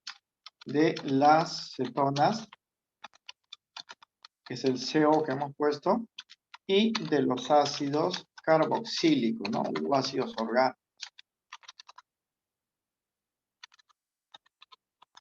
que es el COOH, ácidos carboxílicos. Entonces, a nosotros nos están pidiendo, pues, indicar en las alternativas cuáles de ellas se reconocen de forma, pues, conjunta, ¿no?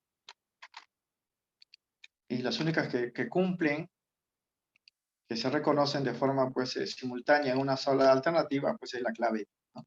Es la clave. Bien, quedaría entonces de esta forma. Bien. Entonces, con esto abarcamos, jóvenes, los ejercicios de los capítulos que hemos tratado. Ahora, aquí, en estos 20 ejercicios, eh,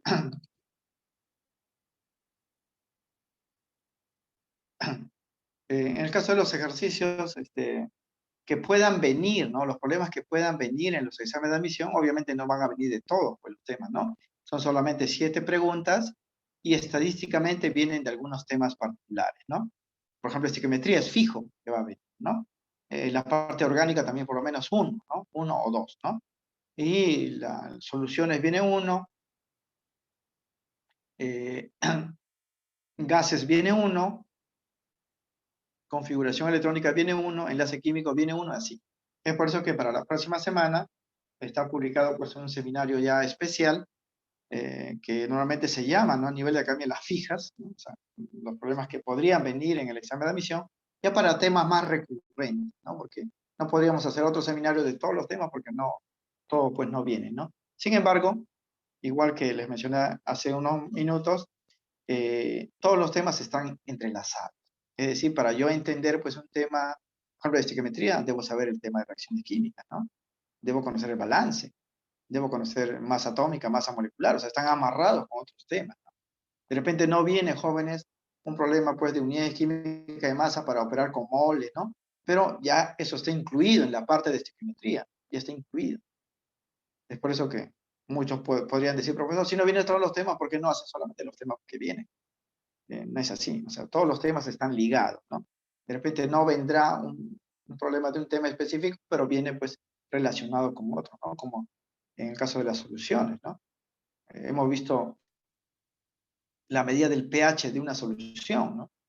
Entonces, para ello hay que recordar conceptos de solución de molaridad, ¿no? Normalidad. Entonces, están ligados. De repente no va a venir un problema pues, de soluciones en el examen de admisión, pero puede venir un problema pues, de pH, ¿no? Entonces, yo debo conocer el concepto pues, de molaridad, normalidad, para poder resolver ese problema de pH. Pero hay temas, pues, como le digo, más recurrentes que son más probables que van a venir y eso lo vamos a tocar por la siguiente semana. Bien, hay una pregunta acá para terminar. ¿Cómo se llamaría este compuesto? ¿No? Si le preguntasen ¿cuál sería el nombre de este compuesto de acá? Cuando tienen un compuesto jóvenes polifuncional, o sea, varias funciones a la vez, hay una jerarquía, ¿no? Hay uno que manda sobre todo. Y el que manda, pues, sería el ácido, ¿no? O sea, este compuesto es un ácido, ¿no? Tricarboxílico porque tiene 3 grupos carboxílicos, ¿no? Tricarboxílico. Significa que el grupo de las cetonas y el grupo de los alcoholes quedarían relegados a radicales, o sea, ellos serían ramas ya. ¿Y cómo se nombran cuando son ramas, no? Las cetonas, por ejemplo, cuando son cetonas, se nombran con la terminación ona, si ustedes recuerdan, ¿no? Y los alcoholes, cuando son alcoholes, se nombran con la terminación ol, pero siempre que sean, pues, alcoholes. Si no son alcoholes, si son grupos funcionales ramas, ellos tienen otra nomenclatura que hemos dado también en la teoría, está en el cuadro que hemos mencionado. Cuando este OH es un radical, se nombra como hidroxi. Se llama hidroxi. Y cuando esta cetona es un radical, se nombra como oxo. Ese va a ser su nombre. ¿no? Entonces, si quisiéramos nombrar a este ácido enumerando, sería así, ¿ah? Carbono 1, carbono 2, porque por el extremo más cercano, acá hay 2 radicales ácidos, acá solamente hay uno. Carbono 1, carbono 2, carbono 3, carbono 4, 5, 6, 7, 8. Entonces, en orden alfabético, sería así, ¿no? Como este es el 8, 7 sería 6, ¿no? Sería ácido, porque este es un ácido. 6 hidroxi, 4 oxo, 1, 2, 8, eh, eh, sería 2, a ver si estamos enumerando bien, no, sería 1, 2, ¿no? 3, 4, 5, 6, 7, 8, 1, 2, o sea, 1,2,8, octa, porque tiene 8 carbonos, trioico sería, trioico, porque los ácidos se nombran con la terminación oico, ¿no? Pero es raro, jóvenes, que le pidan pues esa nomenclatura porque ya incluye varios grupos funcionales, ¿no? Lo que sí pregunta el examen de admisión es el reconocimiento de la función. Ese grupo funcional en esa cadena, ¿a qué función pertenece? Como aquí está. Esto pertenece a un alcohol, esto pertenece pues a una acetona y esto a los ácidos. Si hubiese hecho sería aldehído, si hubiese pues el COOO, nada más sería pues un éster, ¿no? Y así. Pero como grupos, como radicales también tienen nombre. Este mismo grupo ácido, ¿ah? Cuando está unido al benceno, y el benceno pues es grupo, la cadena principal, esto se nombra como carboxi radical. O sea, no se nombra como ácido, sino como carboxi, ¿no? Carboxibenceno lo llaman. O ácido benzoico, ¿no? Lo llaman así. Y eso, jóvenes, está en la información que hemos dado, ¿ah? O sea, no también tienen ustedes que estar rebuscando en los libros, ¿no? Ahí está, toda la teoría que hemos dado. Esto también lo voy a convertir a PDF, lo voy a entregar pues a la MIS para que ustedes lleguen y ya lo repasen también en casa pues, por su cuenta, ¿no? Bien, aquí nos quedaremos entonces hasta la próxima semana. Eso sería todo, MIS.